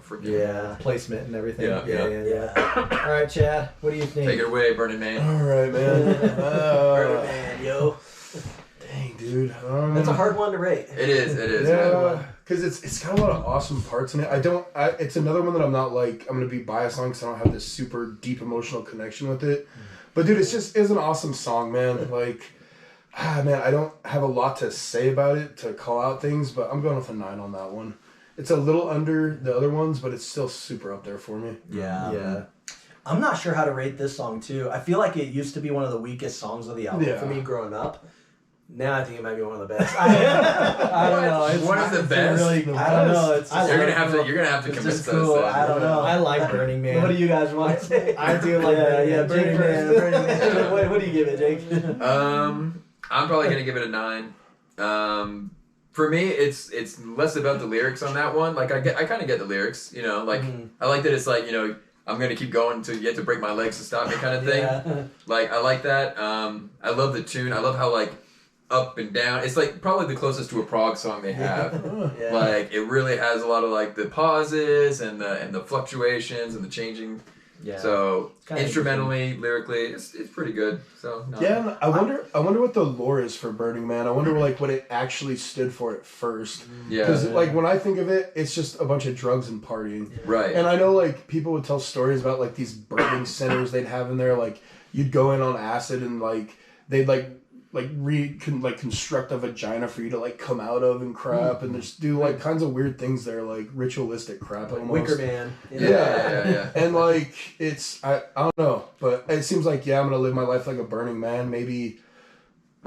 Maybe just doing a lot of drugs. No. I don't know. That's kind of what I got. I just want to party. Just live it up. But I don't know. Yeah, life is not to fear. It's to enjoy. So just be hedonistic. But I do wonder if there is more to that. Like if there was a slightly different interpretation of what Burning Man is. Like I've never been, so I can't say one way or another. But I wonder if there is more like the holistic living. Sure. Like living, living life to the fullest in the holistic way or something. I don't know. But like it's clearly like, you can't even, no one can stop me from living my fullest unless you basically break my legs. Break my legs. Break my legs. I won't squat. Tell him to send his men and break my legs. I won't squat. Hello, Bernie. I'm gonna give this song a 10. I really like this song a lot. It's funny because like, okay, so we're talking about drugs, partying, whatever and stuff, and I like the. It sounds like a drunken stupor. You know, you know, and then the off snare hits and everything. You know, it just. I like the feeling of this song. It's still 4/4. Oh, it's just irregular rhythm. 2, 3, it's just an irregular rhythm. Yeah.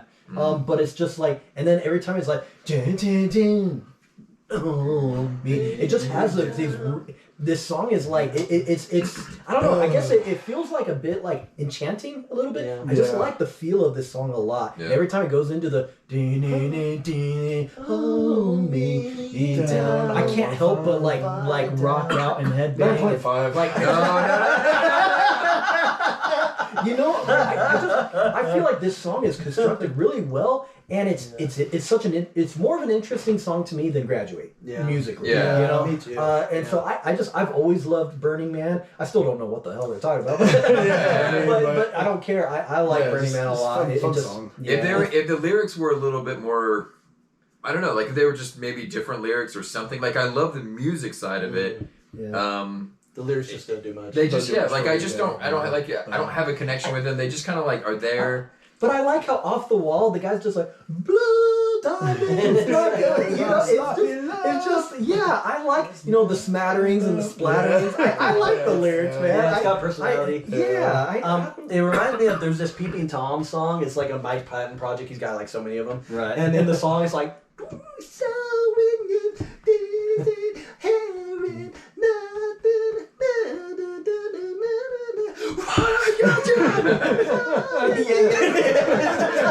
It's like got this funny freaking like heavy part for like 2 seconds, and then it goes back to woo.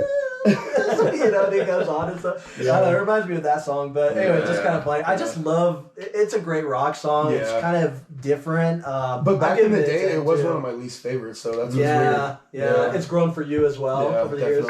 Yeah, I me like too. Burning Man. Yeah. For me, it's just I like it musically more than Graduate.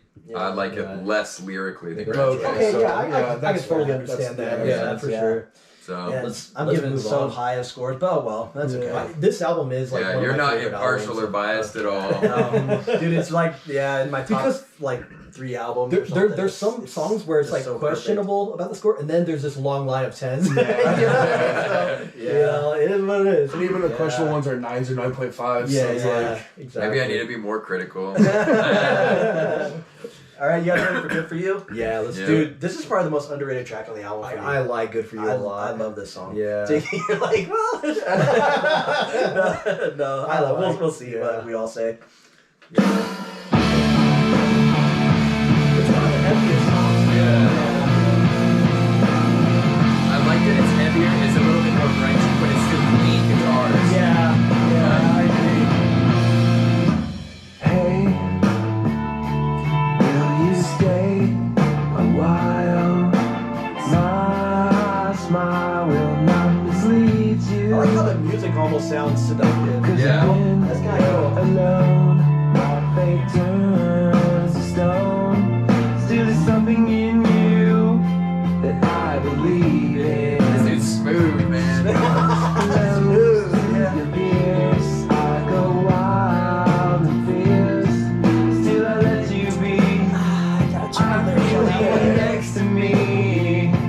'Cause inside I feel a witness starts to glow. I'm taking it in your undertow. Everything is fine.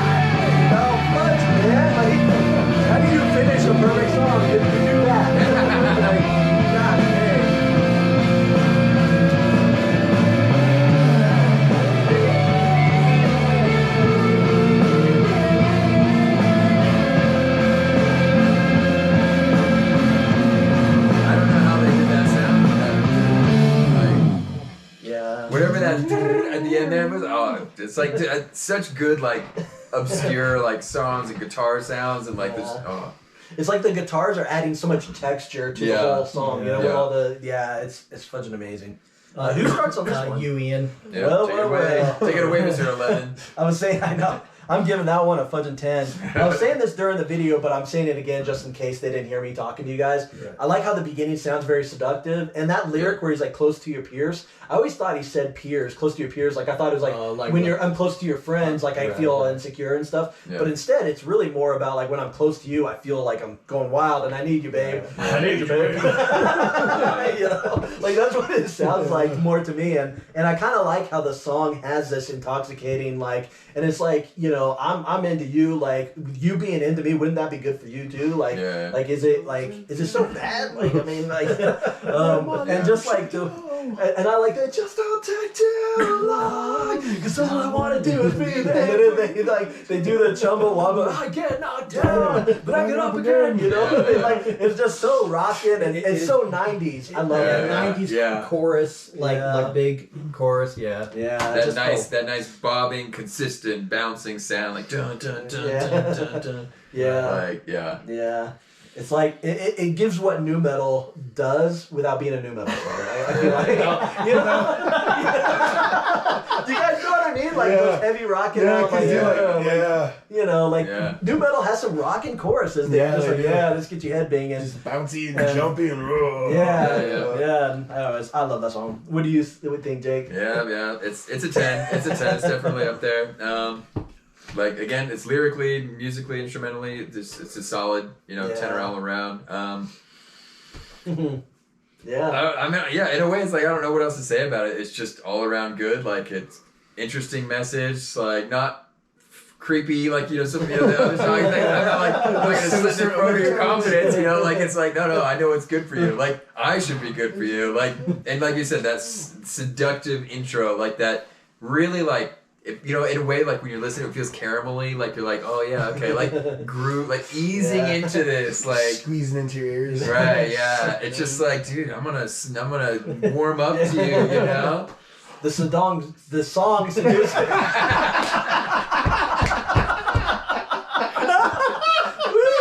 Oh man, we are tongue tied.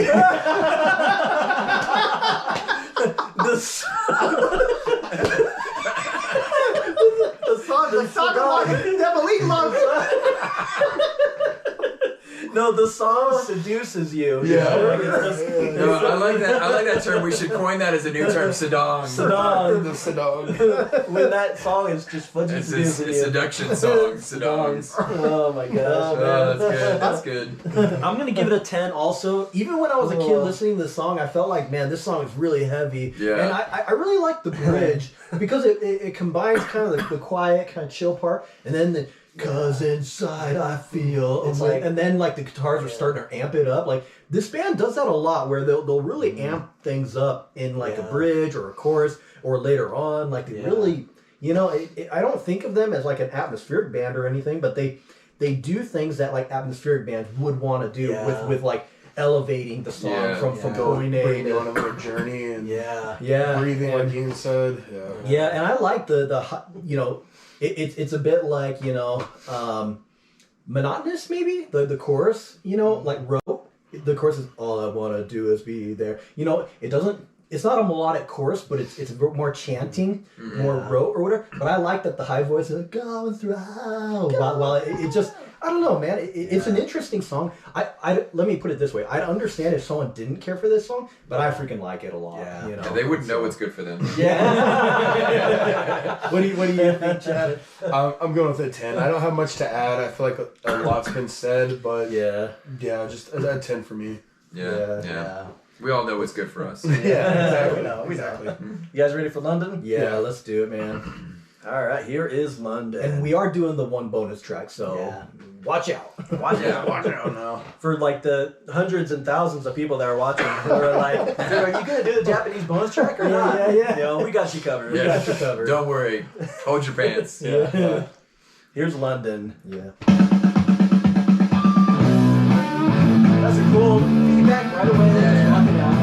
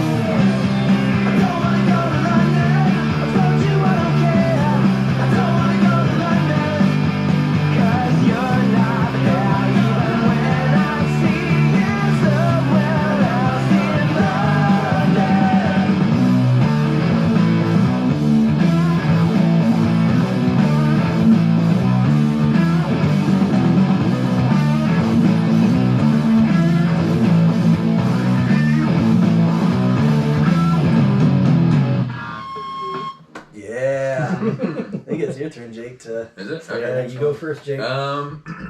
Unfortunately, it's just like a 9.5. This is an interesting one for me. Unfortunately. Just needed a little extra. I like this one musically, lyrically. I mean, without reading it, like I remember thinking, I had no idea what he was saying. No, yeah, same here. Like it's Without so reading through it, it's so just- fast, and like reading it, I was like, oh wow, I didn't know any of that. Like Yeah. I don't really think. I'm sure there's some sort of backstory that like the Oh, yeah, singer's he's like, like, this man. chick in London and she freaking Yeah, exactly. Like, there's probably some crazy story to go with that. Well, you know, it was actually in Paris, but they had to change the location yeah. to protect all those. Right, exactly. Yeah, conceal the identity or something. I'm just playing. But like that song for me, it's 3 minutes and 5 seconds or something. Yeah. That song for me has always felt so fast. Yeah. Like it's like so frantic feeling that it's like, man, that song is always over before I feel like I've really like enjoyed it almost. Like it's like, man, it's only like a 1.5 minute song. Right, So right. I like it in that regard. Like it's just it amps you up. It makes you like really like into it and energized, but it just always feels so fast and so short. So it's a 9.5, unfortunately. I'm going to give it a 10. Yeah, I like the song a lot. It just, you know, the guy's getting pissed off because he's like, you know, the jealous type or whatever. Yeah. She's going to these clubs and these parties and stuff, and, you know, I'm going to bust that dude's nose open, you know, like it just, and so it just, but then it just, I like when it goes into that bridge, you know, you see the way your Kinda faces calming down a change. bit. It like calms down. It's like it's like a temper gauge, man. The Yeah. song is getting pissed off and everything, and then it like calms down, and then it like it's pissed off again. You know, I don't want to go to London. You know, I don't care. You know, it just I really like the guitar solo too. You know, and the drums too. Like I don't know, this is a solid song for me. Like it is kind of a rocking out heavy song. But I like London. If there was that, I guess the last thing I want to add, I like how each squeal is a little different. yeah. You know, and like, you know, you know what I mean? Like I like that it, you know, it adds a little personality. But anyways, I think it's got a lot of quirks. I do like that one change in the lyrics where it like changes from like, I don't want to go to London, yada yada, and then at the last phrase of that is the "cause you're not there." Even when I see you. So it's like it is like funny because she's clearly like a too open relationship or some Kind of thing, cheaty kind of thing, or you know, too maybe addicted or Like drugs or something. I don't know. free spirited, Free spirited, whatever you want to call it. Free-spirited. So it is kind of it's interesting, and I feel like that's how that song is because that's why it's always like different sounds and like lots of like changing and filling in and things are happening all the time. Like You're going on the roller coaster with him. yeah, exactly. So What do you think, Chad? Man, I don't have like the emotional connection with this one, but man, it's such a freaking awesome song. I want to give it a 10. But I'm like, I don't even know how I'm even rating these at this point. Dude, freaking A. And another thing is like, is it just because all of us are hyped up? Yeah, and it no, just like, sounds cause good? this is like, we all freaking love this album. Like, are we just Yeah. like, cause I'm having a good time right now, and it's just Yeah. like, dude, like every song is just. Yeah. But I still really enjoy when I'm on by myself. Yeah. Yeah. It still is awesome. And then Kevin made a lot of good points. don't listen to him. Don't be biased. Dude, 9.5. I don't think it quite Yeah, deserves a 10 from me, but 9.5 for sure. 6.5, so let's move on. I think I'm with Kevin on this one. I think I'm going to give it a 10. I like this one. It's really melodic. And I like that first line. It's like we're fighting through the satellites. It's like we're fighting on our phones or whatever. right. Like the satellites is, Yeah. you know, how they're fighting. Yeah, I think that's kind of cool. You know, at least that's how I interpreted it. And just that whole bridge. It's really the bridge part that means the most to me in that song. Just so melodic. Yeah, I don't know. Some of this album reminds me a little bit of the Cure's Wish album. It came out like 92 or something. Because it does have this upbeat vibe, but it also has some sad feelings in it as well, too. Like mixing the kind of upbeat with the sad kind of stuff. I don't know. 90s had some good albums. Yeah. All right, you guys ready for I Want You? Yeah, let's do it, man. I don't know this one. Yeah, this one is so different from the others. Yeah. But I'm gonna see what happens though. This one, a lot of people really love. But I feel like it is kind of a sleeper hit in A lot of some people ways. really like this Yeah, one. it's real different, but I think it's because of lyrics. It's a very lyrical song. All right, here's I Want You. This is one that normally I didn't care as much when I was younger, and then the older I got, the more I started loving it. Yeah. Okay, never mind. Yeah, you're like, I remember this one. This one's dope. The suckers lose themselves in the games they love to play. Children love to sing, but then their voices slowly fade away. People always take a step away from what is true. That's why I like you around. I want you. Oh, do you? You're making me want you. An open invitation to the dance. I pretend at the vibe that we're in. No apology because my urge is genuine.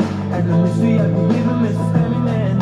Here I am and I wanna take a hit. I'll be sent cause the good so deep into my soul. Ooh, I want you.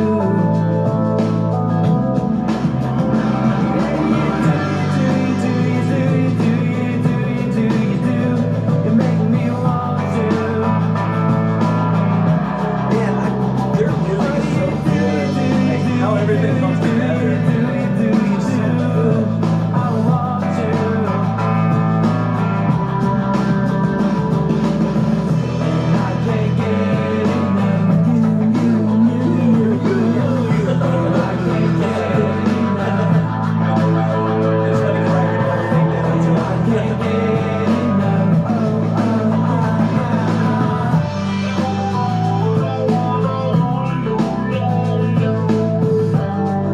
I like the squeals and the ambiance and There were bones breathing in the grave.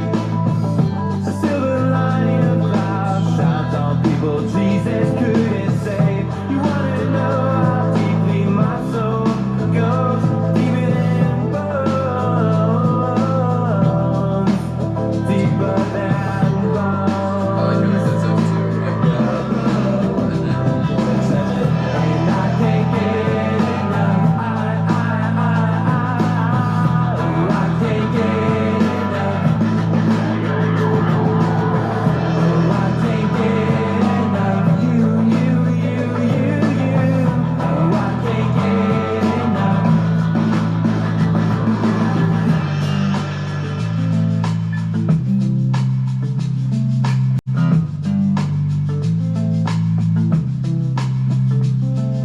After we did it by the windowsill, smoke breeze drifted to the midnight sky. Presently in the quilt that your mother made, a big candle burns the fire of the room. He said, to live this way is not for me. And like the jazz DJ, you talk me into sleep. I said there'll be no regrets when the worms come, and they shall become. Do you make me want you?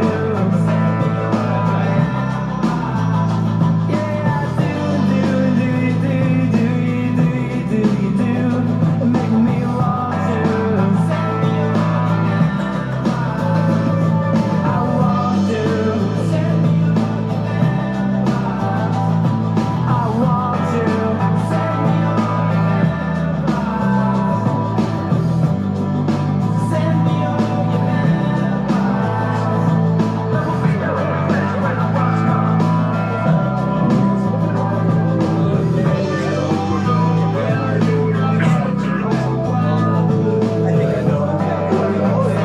I don't want to be out of I could be wrong. Yeah, that's fun. What song is it? This song is like got so much soul. Like, Yeah. got a lot of soul. Yeah. What do you guys trying So to the say? one that's like, and we don't fit in. It's on I'm a blue. vampire, yo. I wonder if there's like a vampire thing like that. You're still scaring me now. You're scaring me now. And we don't fit in. I thought it was 1,000 July's. Yeah. 1,000 July's. Okay, track 3 Yep. or Okay. 6. Yeah. Six. Oh, yeah. What is 3 then? That's Oh man. Oh, 1,000 days. or 10 days late. 10 Yeah, days 10 late. days late. Yeah, Yeah, 10 days that's it. late. That's it. We're 10 days, big 1,000 fans. days. Yeah, alright. Big fans from way back. From way back, yeah. Yeah. Yeah. All right. Whose turn is this? That's Evan's? mine. Stephan. Yeah, I'm gonna give it a 10. This song is very I don't know if unassuming is quite the right word, but you know, I don't think of this song when I think about this whole album, you know. But like in the context of the album, I like where it's placed. I like how different it is from the rest of the album. Like it's just a great song, you know. I like the vibe it has. So yeah, I'll give it a 10. Yeah. 9.5, just because when I was younger I hated this freaking song. But now like it's really grown on me, so yeah. What'd you hate about it? Was it too like artsy sounding or something? Like indie, do like anything that had like pop sensibilities about it is almost like I had to hate it. And I don't know, I was kind of an idiot, but you know, it's okay. It's okay. Kevin wasn't very, when he was a little kid. He was, you know, it sucks getting in that like, oh man, it's got to be metal and it's got to be underground and like it sucks getting stuck in that. But at the same time, like I like where I'm at with that just because I've discovered so much awesome stuff. But it sucks that it held me back from some like enjoying some stuff like this. Sure. Yeah, I was the same way. Like there's things that I just hated, and I was kind of just like, nah, that's garbage, and whatnot. Like I was really closed off to a lot of genres, and then eventually I gave in. I gave up. If you want to put it that way, I gave up. But you know, was I miserable because I listened to pop music, or was I already miserable and that's why I found pop music? Yeah, whatever, high fidelity, whatever the chicken or egg, chicken or egg, freaking high fidelity, whatever the quote is. What do you give? Or wait, so I. Wait, did you? Oh wait, did you guys already? Oh, I give it a 10. Oh, I wrote it down there, and Jake was like a 10. We were like just doing our own thing over here. So. So what are your thoughts, Ian? It's a 10. It's got its own vibe. I don't know. I really like it. To me, it does have this kind of strange like coffee house vibe to it or something. Yeah. I don't know. Like. And when the worms come, and they come. It is kind of a strange one. It's it's an awesome song, But I don't know. It's kind of enchanting too. And it is a very lyrical song. Like the lyrics are like they do have a lot of like live for today kind of lyrics. Like but that's normal. A lot of bands have. Yeah. I hope to dig on you with your being a kid and you're fine. You know, you're younger than me, so I'm the older one. So what do you think, Jake? Look,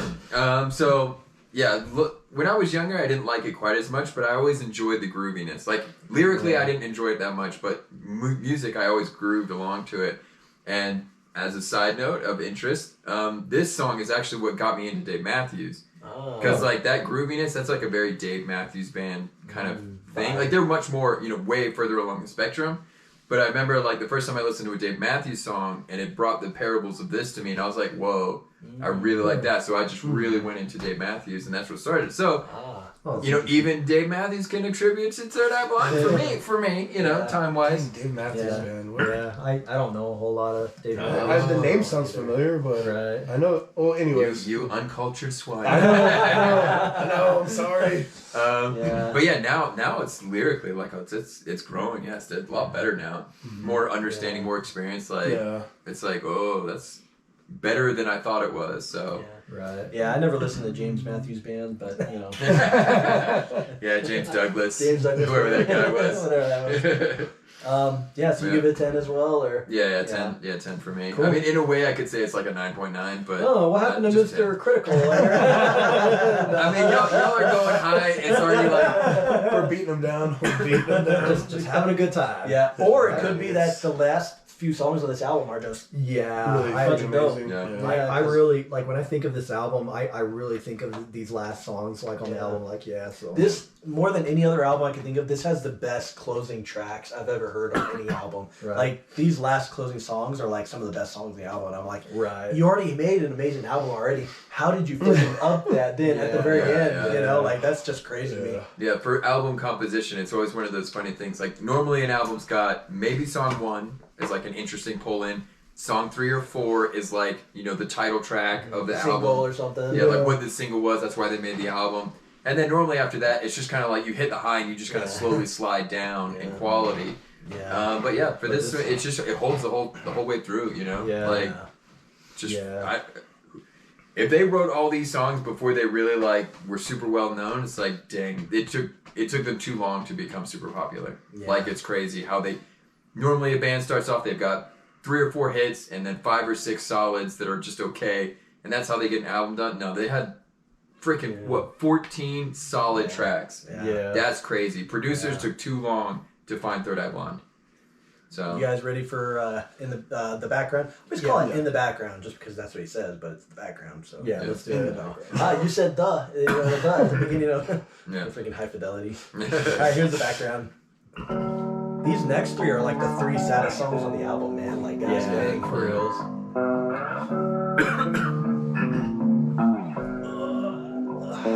Mind the elbow, lad. Careful. You're in poking distance.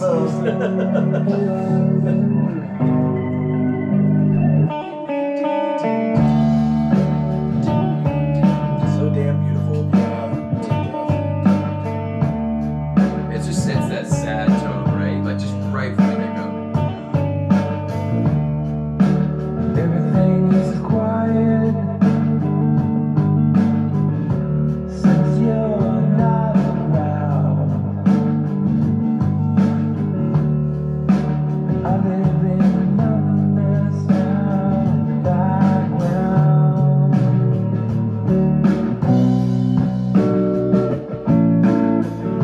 I do the things we did before. I walk next street to the store, and you say, "Where's that crazy girl? You don't get drunk on red wine and fight no more." I don't see you anymore. Since the hospital, the plans I made to have you in there, 'cause you come swimming into view and hanging on your words like I always used to do. The words they use so lightly, I only feel for you. I only know because I carry you around in the background. I'm in the background.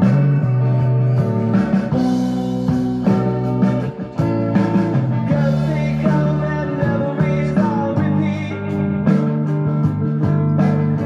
Lift your head while it seems the hospital seats. I would never lie to you, no. I would never lie to you, no. I felt you long after we were through. When we were through, the plans I made still had you in there. 'Cause you come swimming into view and hanging on your words like I always used to do. The words we use so lightly, I only feel for you. I only know because I carry you around in the background.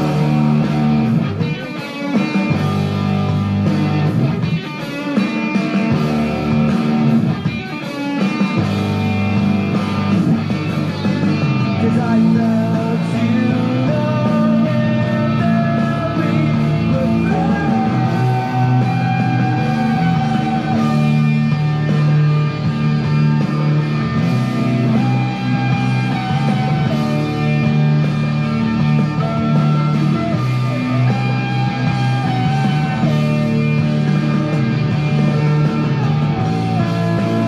When you come swimming into view and hanging on your words like I always used to do. The words they use so lightly, I only feel for you. I only know because I'm way in the background. I'm in the background.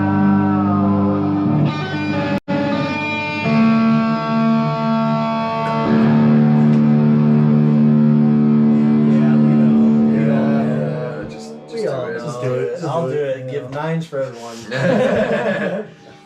Yeah, this outro.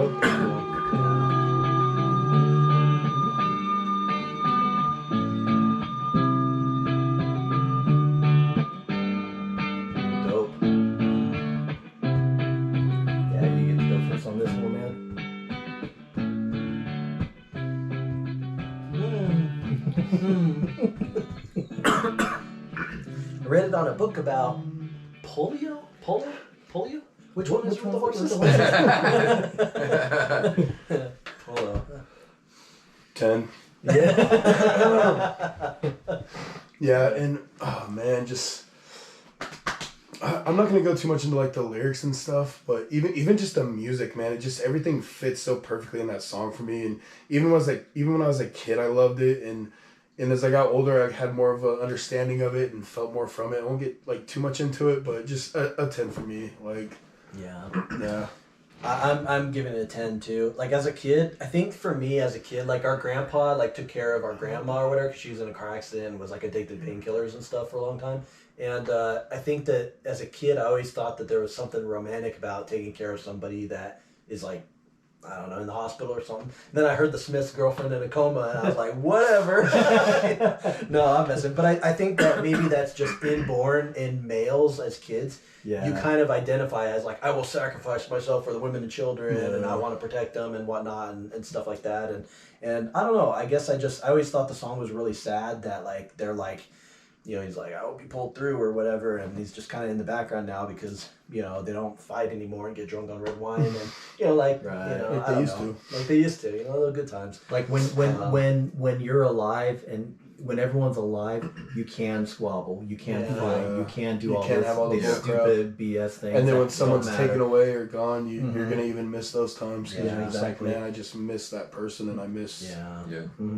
Yeah. even All the of a bad sudden- times, the good and the bad. Yeah. And then that stuff doesn't really. We were just joking about 3 billboards or whatever, but I'm gonna just bring it up anyways. There's that scene where freaking the police captain is talking to Mildred Hayes or whatever, and then he coughs on her, and then both of them are like, "Oh, I'm sorry," and then she's like, "It's okay, baby," and stuff. And like, I think that like so many people, it's easy to be angry and another name drop thing, Camelot, the human stain. It's like when the world goes under, where's your anger now? You know? Yeah. I love Great that lyric. fudging line because it's like when things are actually like life and death and whatnot, all the petty crap and stuff doesn't matter anymore, you know? And I just love that about this song, just about life in general, you know? I think it's kind of cool. What do you think, Jake? Yeah, We're all it's- waxing poetic. You give this a 10? Yeah, it's a 10. It's The background. so yeah. Everyone has loss, right? Like so. Oh, I remember. Yeah. So, I mean, I had lost my grandpa when I was 12, and so like that kind of just hangers. As a kid, you never really think about loss that much, and then, yeah, that song hits hard, right? Like that feeling of just not being, like in the background, like you're almost like it's not important. My problems aren't important because life has ended for you. Like how can I really complain about myself? So it's man, it hits the feel. It hits in the feels. Instrumentally, it's great. It Like exactly. it sobers you up. Like it makes you more sober as Yeah. And even the freaking instrument is melancholy. So Yeah. it's so good. So and then my one gripe, not about the song, would be about people and crap. It's not actually about this song. Here's my gripe. Yeah. Anyone who says that like emo bands are I hate the whininess because he has that sound in there, right, for that 1 second where he's like, when we are through, like and I know Yeah, it's pretty wimpy. No, I'm just you know what I mean, like so like they try to always sound that way, like you're kind of broken on emotion, right? But it's like you only need it for that 1 second for it to really make the impact, to feel everything in 1 second. So like they just did a good job. I feel like I think we've probably talked about this before, how like with emo stuff, it just sounds like some spoiled whiny kid bitching about nothing. Right. And then when you feel something that actually has like this genuine pain behind it, you're just like, oh dude, like I'll put it this way. Okay, music, there's this kind of like, it can go one way or the other way. A lot of people, it goes into the corny, like, oh, this is stupid realm or whatever. Yeah. For me, and I think I speak for all of us, like the background goes into the more somber, like it feels genuine, like musically and everything, it feels genuine. And I understand when something doesn't feel genuine or it's corny or whatever, like people are not gonna like it, you know. Right. But it also depends where you're coming from and all that. So Yeah. So, I'm gonna give this song a 10. It's funny because like I'll share a quick story.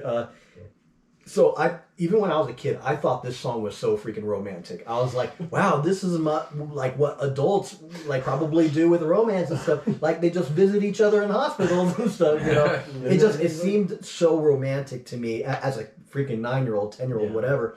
And it's funny because like I was dating a girl and I sent her some letters and stuff to show how much I cared about her and, you know, share my feelings or whatever. Dumb. No, anyways, and I wrote, you know, like I took a bunch of different lyrics and different letters had different lyrics and stuff, but there was one letter that had these lyrics, like, the words they use so lightly, I only feel for you, you know? And then she wrote me back and said, Third Eye Blind sucks. I'm just kidding.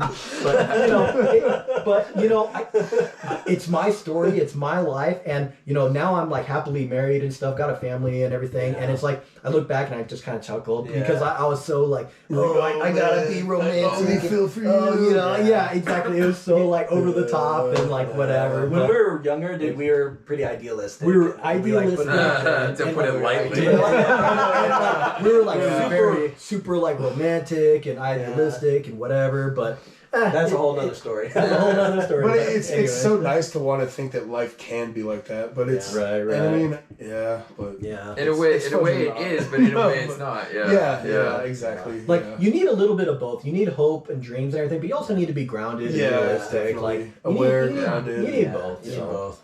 Dude, we need peanut butter and jelly. You know, you need both. You know, you need both. We got 3 songs left, man. This is a long video, you guys. Yeah, I'm definitely enjoying it. But I agree, it is a little long. Yeah. Like my back is long. I'm getting a little sweaty too. I know, man. That freaking You guys ready for Motorcycle Drive-By? Dude. Before I play this is probably in my like top 10 favorite songs of all time. Yeah, it's a solid. It's solid. I do. Like it's fudging up there, man, and it's a fan favorite, and I'm like, good, because I freaking love it. Like, did they play? They did play this song live. I think thought so. They did. Yeah, we were like surprised. we were like surprised. surprised. They did. Yeah, that was dope. Because I think that they know that the fans really dig this song, and I think Stephan Jenkins is probably pretty proud of the lyrics, and you know, I'm like. You should be, man. Like, but that's the thing. The lyrics in this album are fudging awesome. Like, I think they're really good. You know. Yeah. All right. Yeah. Motorcycle Drive-By. He could have dropped the mic, but I'm glad he didn't. You know. This song's fudging beautiful. I love how it's like a journal kind of, very reading from someone's journal kind of. Why did they do that? There's something. Oh, I guess or something. There's like an ad pop up or something there. Summertime and the wind is blowing outside in Lower Chelsea, and I don't know what I'm doing in this city. The sun is always in my eyes. It crashes through the windows and I'm sleeping on the couch. When I came to visit you, that's when I knew that I could never have you. I knew that before you did. Still I'm the one who's stupid. And there's this burning like there's always been. I've never been so alone, and I've never been so alive.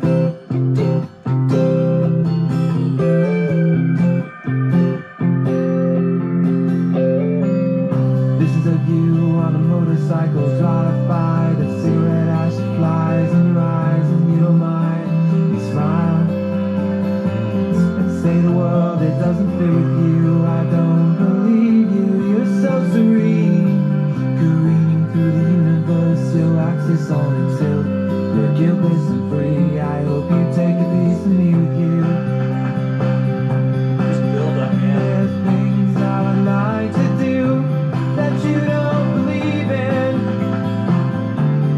I would like to build something, but you never see it happen. And there's this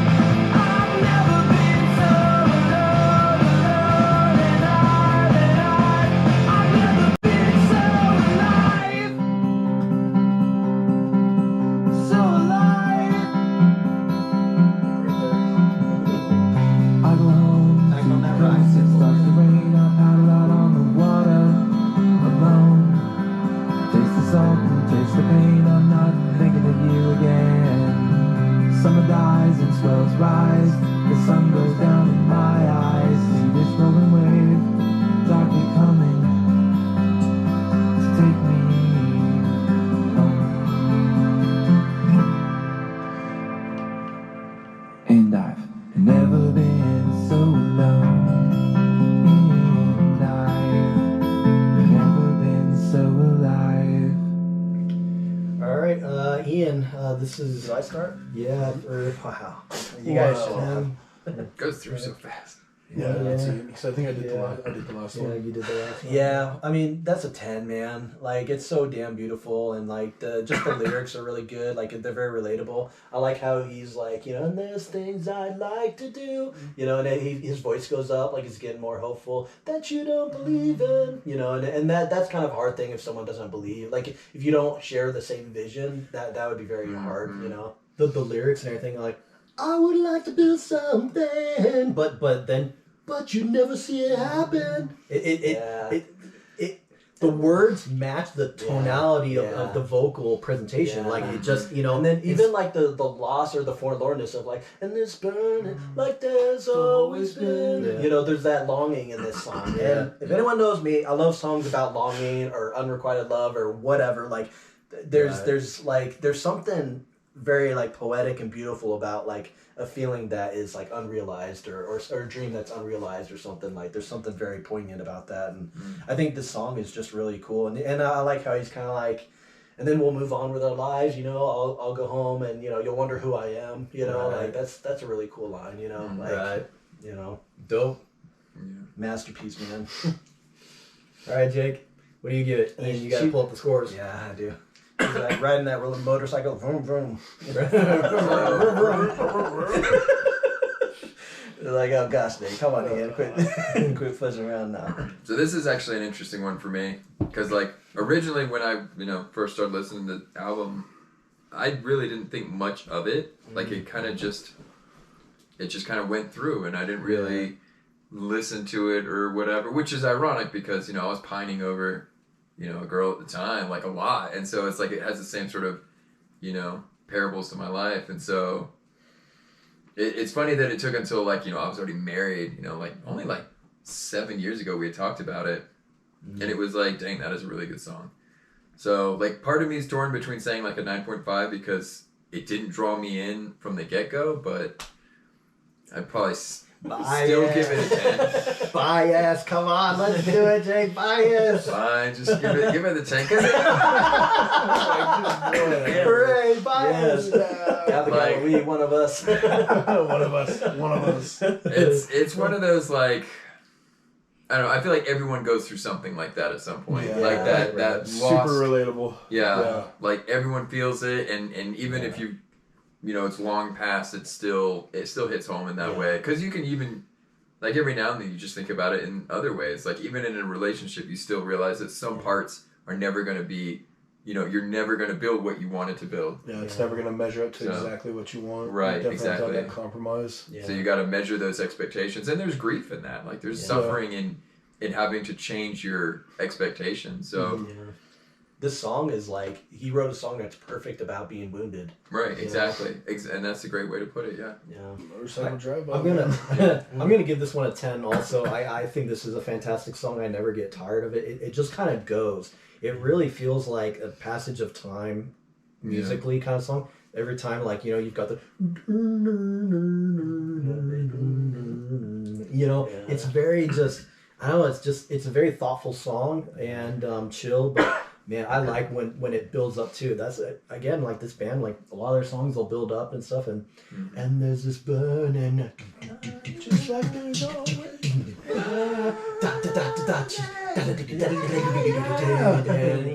It just that build up is highs and lows. It just fantastic song. I don't have much more to add, so take it away, Chad. Yeah, a 10 for me. But I kind of am with Jake. Like I slept on like the later half of this album for a long time. Like I loved it when I was a kid. I had it. I remember listening to it all the time. But I was much more familiar with the first half than the last half. But once I actually took the time to give that like more attention and read the lyrics and go through it and not get fatigued, like dude, there's so many freaking just great songs at the end. And it 10 for me as well. It's just it's a great song. I don't have much else to add, but Yeah. Solid. Yeah. You guys It's just ready? beautiful, you know. It's just- Yeah. So. Yeah, dude. Incredible, beautiful. Let's awesome. do God of Wine. God of Yeah. Wine. Wait, this is the last song on the regular album, but Yeah. the Now bonus this one. This one Yeah, is dude. another hard hitter, man. Yeah, I really like God of Dang. Wine. They left on a strong one. I know, Yeah. man. Like, I'm, gosh, dang. I'm glad, like the normal album with the 14. I'm glad it doesn't end on just some whatever rock song. Oh, You know, yeah. I'm glad it ends with God Yeah. of Wine. It just feels so Yeah. right to there, end it with you like know? 3 sad songs in a row, like that's just a great way to freaking end the album. I don't know. It's just I don't know. It's not even a great way to. It makes so many other albums I've listened through over the years feel so lackluster in the end. Like they set such a high standard that like there's been plenty of times that I'll listen to the album and I'll be like, because you guys have always like wanted to pick 1 or 2 songs, so we're always trading off and listening. Oh, we'll listen to this song and this album, sure. and then this one. Yeah, And I've always preferred Jing Radio, and I've always preferred to just go through a whole album. Like I listen to the whole thing front to back, and like there's been times where it's like, yeah, I think that's the way to go, Jink Radio style, where we just keep changing albums because like. I hate the idea of singles on an album, but I much more hate the idea of listening to a whole album being and then bored by the end. Like, it sucks when that happens. Yeah. When fatigue sets in for certain bands. yeah. For those who like don't know, which is like nobody, Jink Radio was what me, Kevin, and Jake called like our radio. Like we would play Risk and play like computer or whatever, and we would just like each take turns picking songs and stuff. As if so we were our like own radio Yeah, station. we were like, DJs for our own radio. So it was like Jake, Ian, and Kevin radio. You know, So we do Radio. Jink with us, and then with Chad we do Sick Radio. Yeah. So it'd be Yeah. like, Yeah. but it was like It'd be a CIK. Yeah. With Chad. We call it Ian, sick and because who Kevin. wants to call it kid? Yeah. Like come on, man. Kid radio. Sick radio. Yeah. I don't know why, but we always used the first letters of our friends and then like made radio stations. Yeah. I don't know, just cool. Yeah. Alrighty, well, make believe radio stations. Well, that was fun too because there's so many bands where you might not want to do the whole album, but there's just some awesome songs you just want to throw them in there and show each other. So it's like Yeah. And it was always important not to pick, the most famous song from the album, like obscure stuff, because like, pick something shot. Give it a shot Yeah. to friends. And... yeah, and we would have commentary because we're nerds, but whatever. Alright, here is God of Wine. It has to be 10. Yeah, pretty much. 10. Yeah. I played this song on guitar too, and I remember I was like learning it and stuff, and yeah, just awesome song. If there's a song that would inspire someone to play music, Should be this one. yeah. I should get like the piano music for this. Learn how to play it. Every fault that I repent, there's another chip you out and spent, and you're cashing them all in. Where do we begin to get clean again?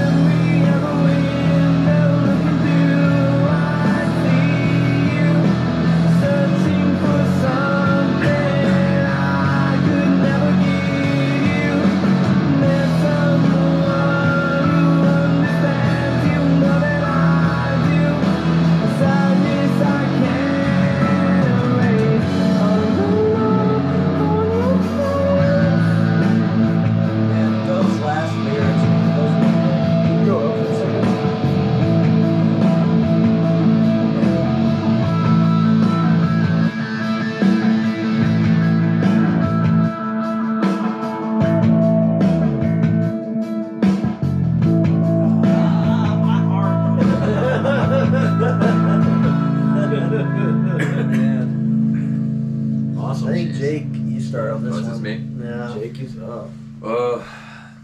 This is gonna be another one that like I remember listening to it and enjoying the tune, and for some reason, even younger, like I didn't listen to the lyrics very well. Like I can't hear lyrics without reading them, and this is one that I would always like listening to, even though I didn't know the lyrics very well. Yeah. So it's funny because it's like it's been on the same high level for me. Still a 10. I don't know. It's sad, but it's. Dude, I'm a sucker for sad songs. Yeah. Are you, Jake? Are Yeah. you yeah. For anything that's like, I mean, really, it's anything. Like I love sad songs, like that melancholy feeling, sad songs, feelings of loss, feelings of It's love almost forlorn. comforting in a sense because it's like, Yeah. I don't know. Part of that's, I think that's where, like, I think a lot of people have like a reason to listen to music, right? Mm-hmm. And even like happier songs, like I still have a very melancholy or sad feeling. Not that I am sad. Yeah, but it's the just sad makes me happy. Like I don't know how to explain that. Yeah. Like I listen to sad songs to make myself happy. Yeah. Well, I think it's But- because of like catharsis and relatability. Yeah. You know, it like you go places with music, and it helps you feel certain things to process whatever's going on in your life. You know, Yeah. I think music definitely. It's like there's a reason why people say like like music is their religion or music is like a spiritual experience or whatever. Yeah. Because it's pretty powerful stuff. The way that it can just help you feel a certain way or figure things out in your life.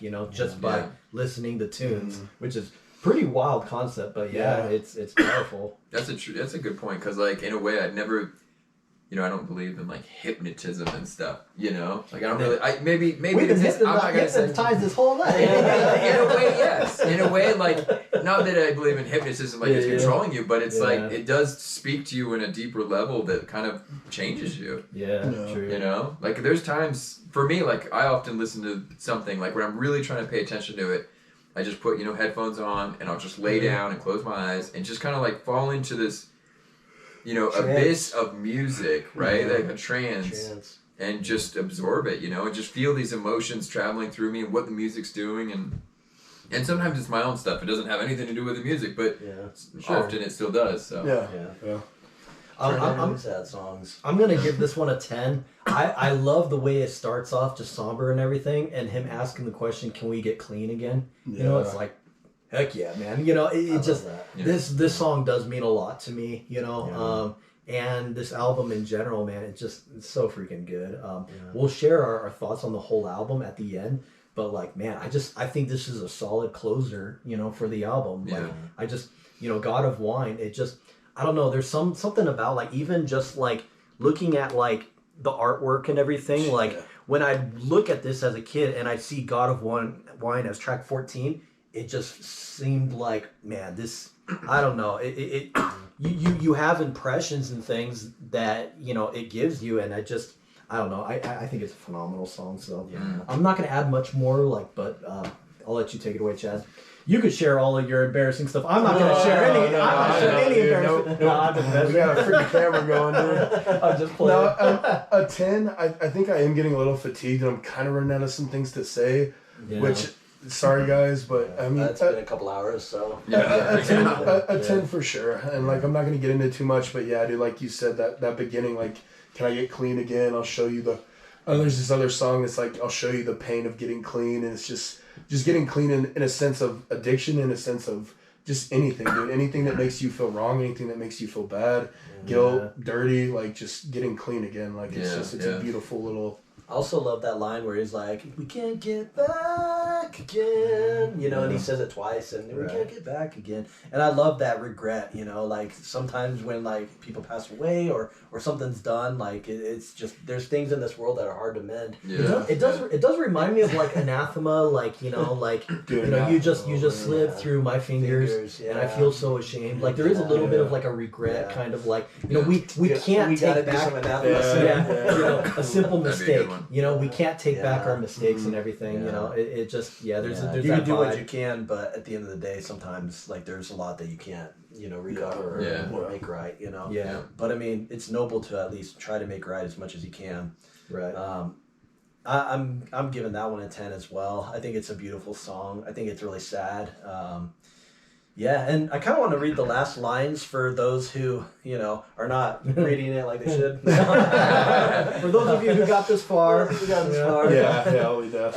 That last line, he says, and there's a memory of a window looking through, I see you, searching for something I could never give you, and there's someone who understands you more than I do, a sadness I can't erase all alone on your face. And I think that's cool. There's like this sense of futility in the song that I think is just very, very beautiful, Yeah. I think that is like really well written because it's one of those things like Third Eye Blind's always like very emotional, like you're bad for me but we're still together, or you're good I would be good for you, like that song good, but we're not yet together kind of thing.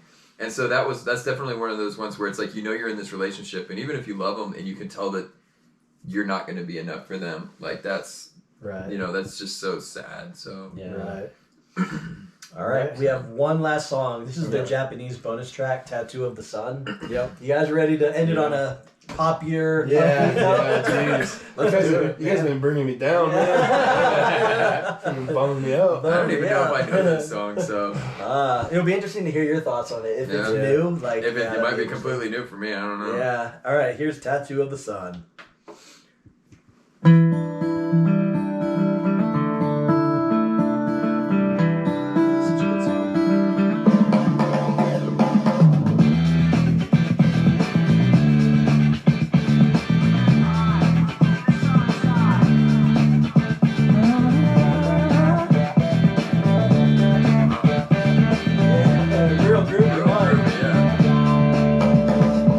I believe everything you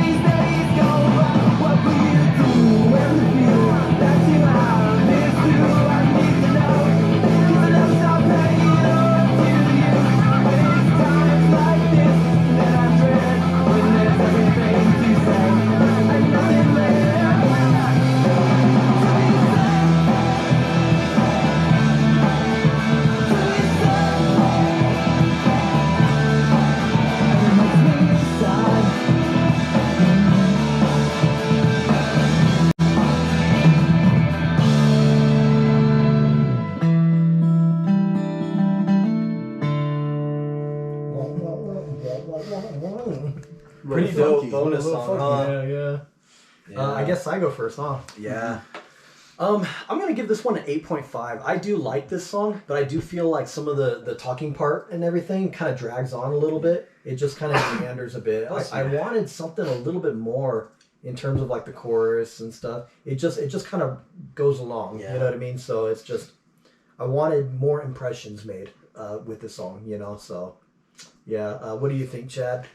Man, I know I'm not like super familiar with that song, but I know Ian's played it around me like here and there. Right. But I'm not super familiar. It's definitely got a little funkiness going for it. It's different, but I don't know if it's like. Man, I'll have to listen to it some more because it didn't like nothing really stood out to me. Nothing really grabbed me. But I definitely think it's a 7.5 for me. It was just like it's better than average, but didn't quite blow me away or anything. I give it a 10. I love that acoustic bit, and I love that you know, like the guitar stuff is cool. I don't know, I like the kind of sing along, kind of like he just kind of goes, like it doesn't have like a chorus where you repeat the same things, like it just has a running narrative of lyrics, and I like it. Like I think it's a really cool song. Definitely has a summer vibe to it or something like that, more so than the rest of the album, you know. It's just kind of this carefree kind of sounding-ish song, but it still has kind of the usual third eye blind stuff. But what's funny is I didn't grow up with that song. I don't think I found it until I was like in college or something. And then I was like, oh man, I had no idea, because I was like curious if they had other stuff, and I was looking up B-sides and I was looking up other kinds of songs and stuff. And then I was like, wow, this is cool. And anyways, yeah, I think it's an awesome song. Yeah. What do you think, Jake? I'm more on Chad with this one. Like this is the first time I've ever heard it at all. Yeah. I'm gonna give it a 7.5 as well. Like, can we like play the beginning again? Just like the first like 30 or 40 seconds maybe. Sure. Yeah, we could do that. It's our channel. We do what we want. Wow, that sounds like something else. I know, that's what I was thinking. Like I'm feeling like Matchbox 20's about to start. Now it doesn't. That beginning part. That's gonna fuck the crap out of me. Well, hope you guys find it.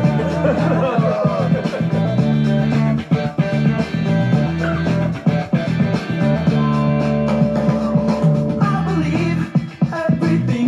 Okay, go back to like the last 30 seconds now. Last 30 seconds. It doesn't have to be precise, but Last 30 seconds.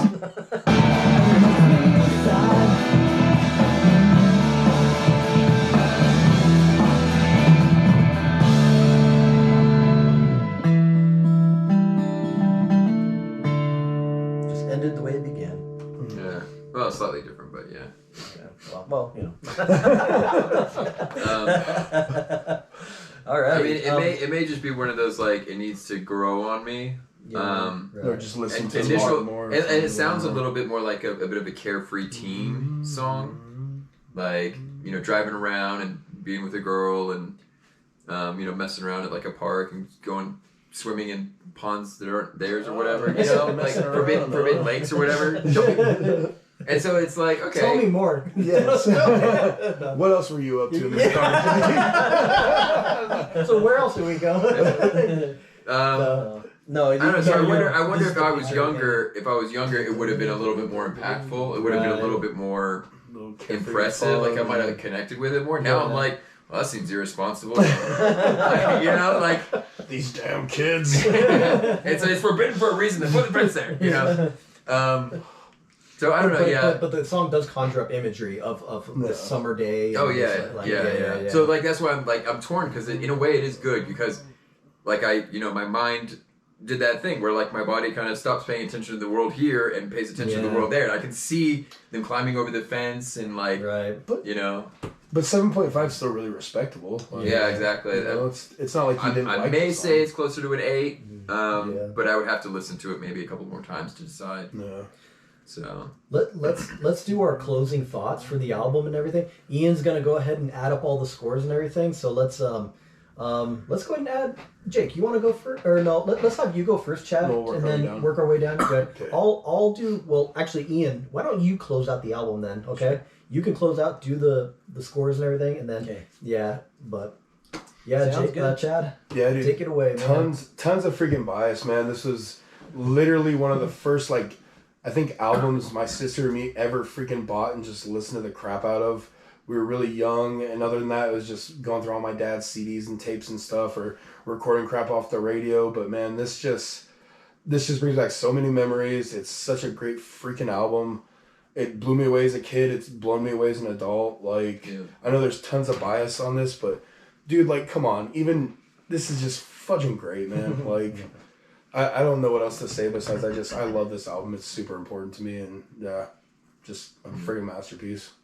Yeah, so my closing thoughts on the album, I didn't have any like new feelings on the album or anything, you know, like I've listened to this so much, and I generally am into the lyrics and the transitions, and you know, so it wasn't like there was anything that like struck me as like new going through this album, but it's just such an enjoyable experience. You know, I love this album. You know, I've been listening to it for a long time. Definitely, you know, support the artist, you know, buy the album and everything. Don't let someone tell you that like, no, it's a one-hit wonder band. Like, definitely don't. Definitely don't. Like, you know, especially like we like all of us love their first 3 albums, you know, like Blue, we go back and forth where Blue is another one that we're like, oh, masterpiece, you know, and it's different from this album, but this one, these two are neck and neck. Those two are neck and neck. Yeah. But just kind of my closing thoughts is that I think these guys did create something pretty special with this album, and they just did a fantastic job. So not much more to add. But I think it's a pretty timeless album. It's not like, I mean, like, again, so Meteor was the first album I owned personally. This is the second album that I really went out and got, and this is one I listen to more. It's aged well. It's still good. It's still, you know, applicable today. You know, it still gives me those strong emotions. It still gives me those strong feelings and comfort. You know, like it. Sometimes, you know, listening to familiar music is just comforting. You know, in general. So it still brings that to me. And I still listen to it. Like, I'm honestly, like 2 weeks ago, I put it and I listened to it like 10 times in the car. So it was like the album for the week. And are there like certain songs that bring you back to certain moments, like to where you're listening to this song and you're like, oh man, that's what was happening? That kind of sucks with some of these, but is that for any of you guys? Oh yeah. Yeah, definitely. Yeah. Like I similar to Ian, like narcolepsy definitely brings back the feeling of like being in a car in Southern California and like going somewhere or something. You know, that's for sure. But so much of this album to me just feels like sitting, like I said, so sitting on the library steps outside in the sun, absorbing. You know, just listening. Because like normally I'd be reading a book or I'd be kind of distracted because, you know, I didn't pay that much attention to the music, and then it changed everything. Like it changed the way I perceived music and what it meant to me. So it's pivotal to me. Like so one thing I wanted to add too was this was the original version of the album, and this is like the 20th anniversary edition. I can't remember if we mentioned that. There's like demos and cool stuff added on there if you want to check it out. Like it's kind of cool, you know, for like the deep fans out there. But the scores that we gave this album, the lowest score was Jake. It was a 9.43, so still pretty high. And then the second lowest score was Chad. It was 9.66. And then the second highest score was 9.83 from Kevin. And then the score I gave it was a 9.96. So the overall score that we gave this album was a 9.72. So pretty high, you know. It's pretty solid. Like, just some of my closing thoughts on this album. I love this album. Like, I always had that debate of whether I like this or Blue more, but I don't know. I think I might like this one more. Yeah, they're both phenomenal. They're both like near perfect albums for me. It's tough. But it's so consequential for my life. Like a lot of these songs, like I just kind of really like interpreted as I was growing up and stuff in different ways and whatnot, and it just really the themes about like regret or relationships or like trying to fix things or even just like you know, like not very good living and stuff. Like there's just so many different things that are very relatable to your life or to those that you know. And you know, I love like Orion's like bass stuff throughout the album. Like I don't think we were able to hear it as much with these speakers, but when you hear it with a high bass, he is doing some really cool stuff on the album. The drummer is awesome. Brad's drumming is cool. I feel like I have to name their names for some reason. I don't know why. This guy, I don't know why. But, you know, of course, the singing and the, you know, lyrics and the guitar playing is also phenomenal. So everyone, like I'm echoing what you said, but everyone did a fantastic job. They really feel like a band, you know, where everyone's kind of pulling their weight. And it takes those 4 guys to make this sound. Yeah.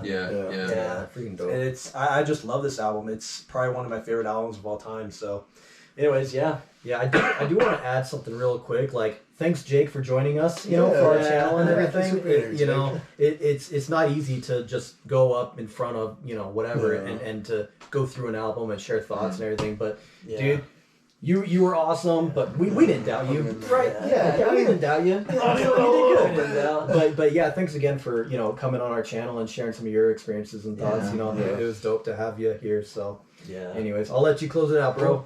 I'm gonna close it out. We're closing it. Have a good rest of the day. Thanks for watching. It's fun to just share music with whoever's out there, you know.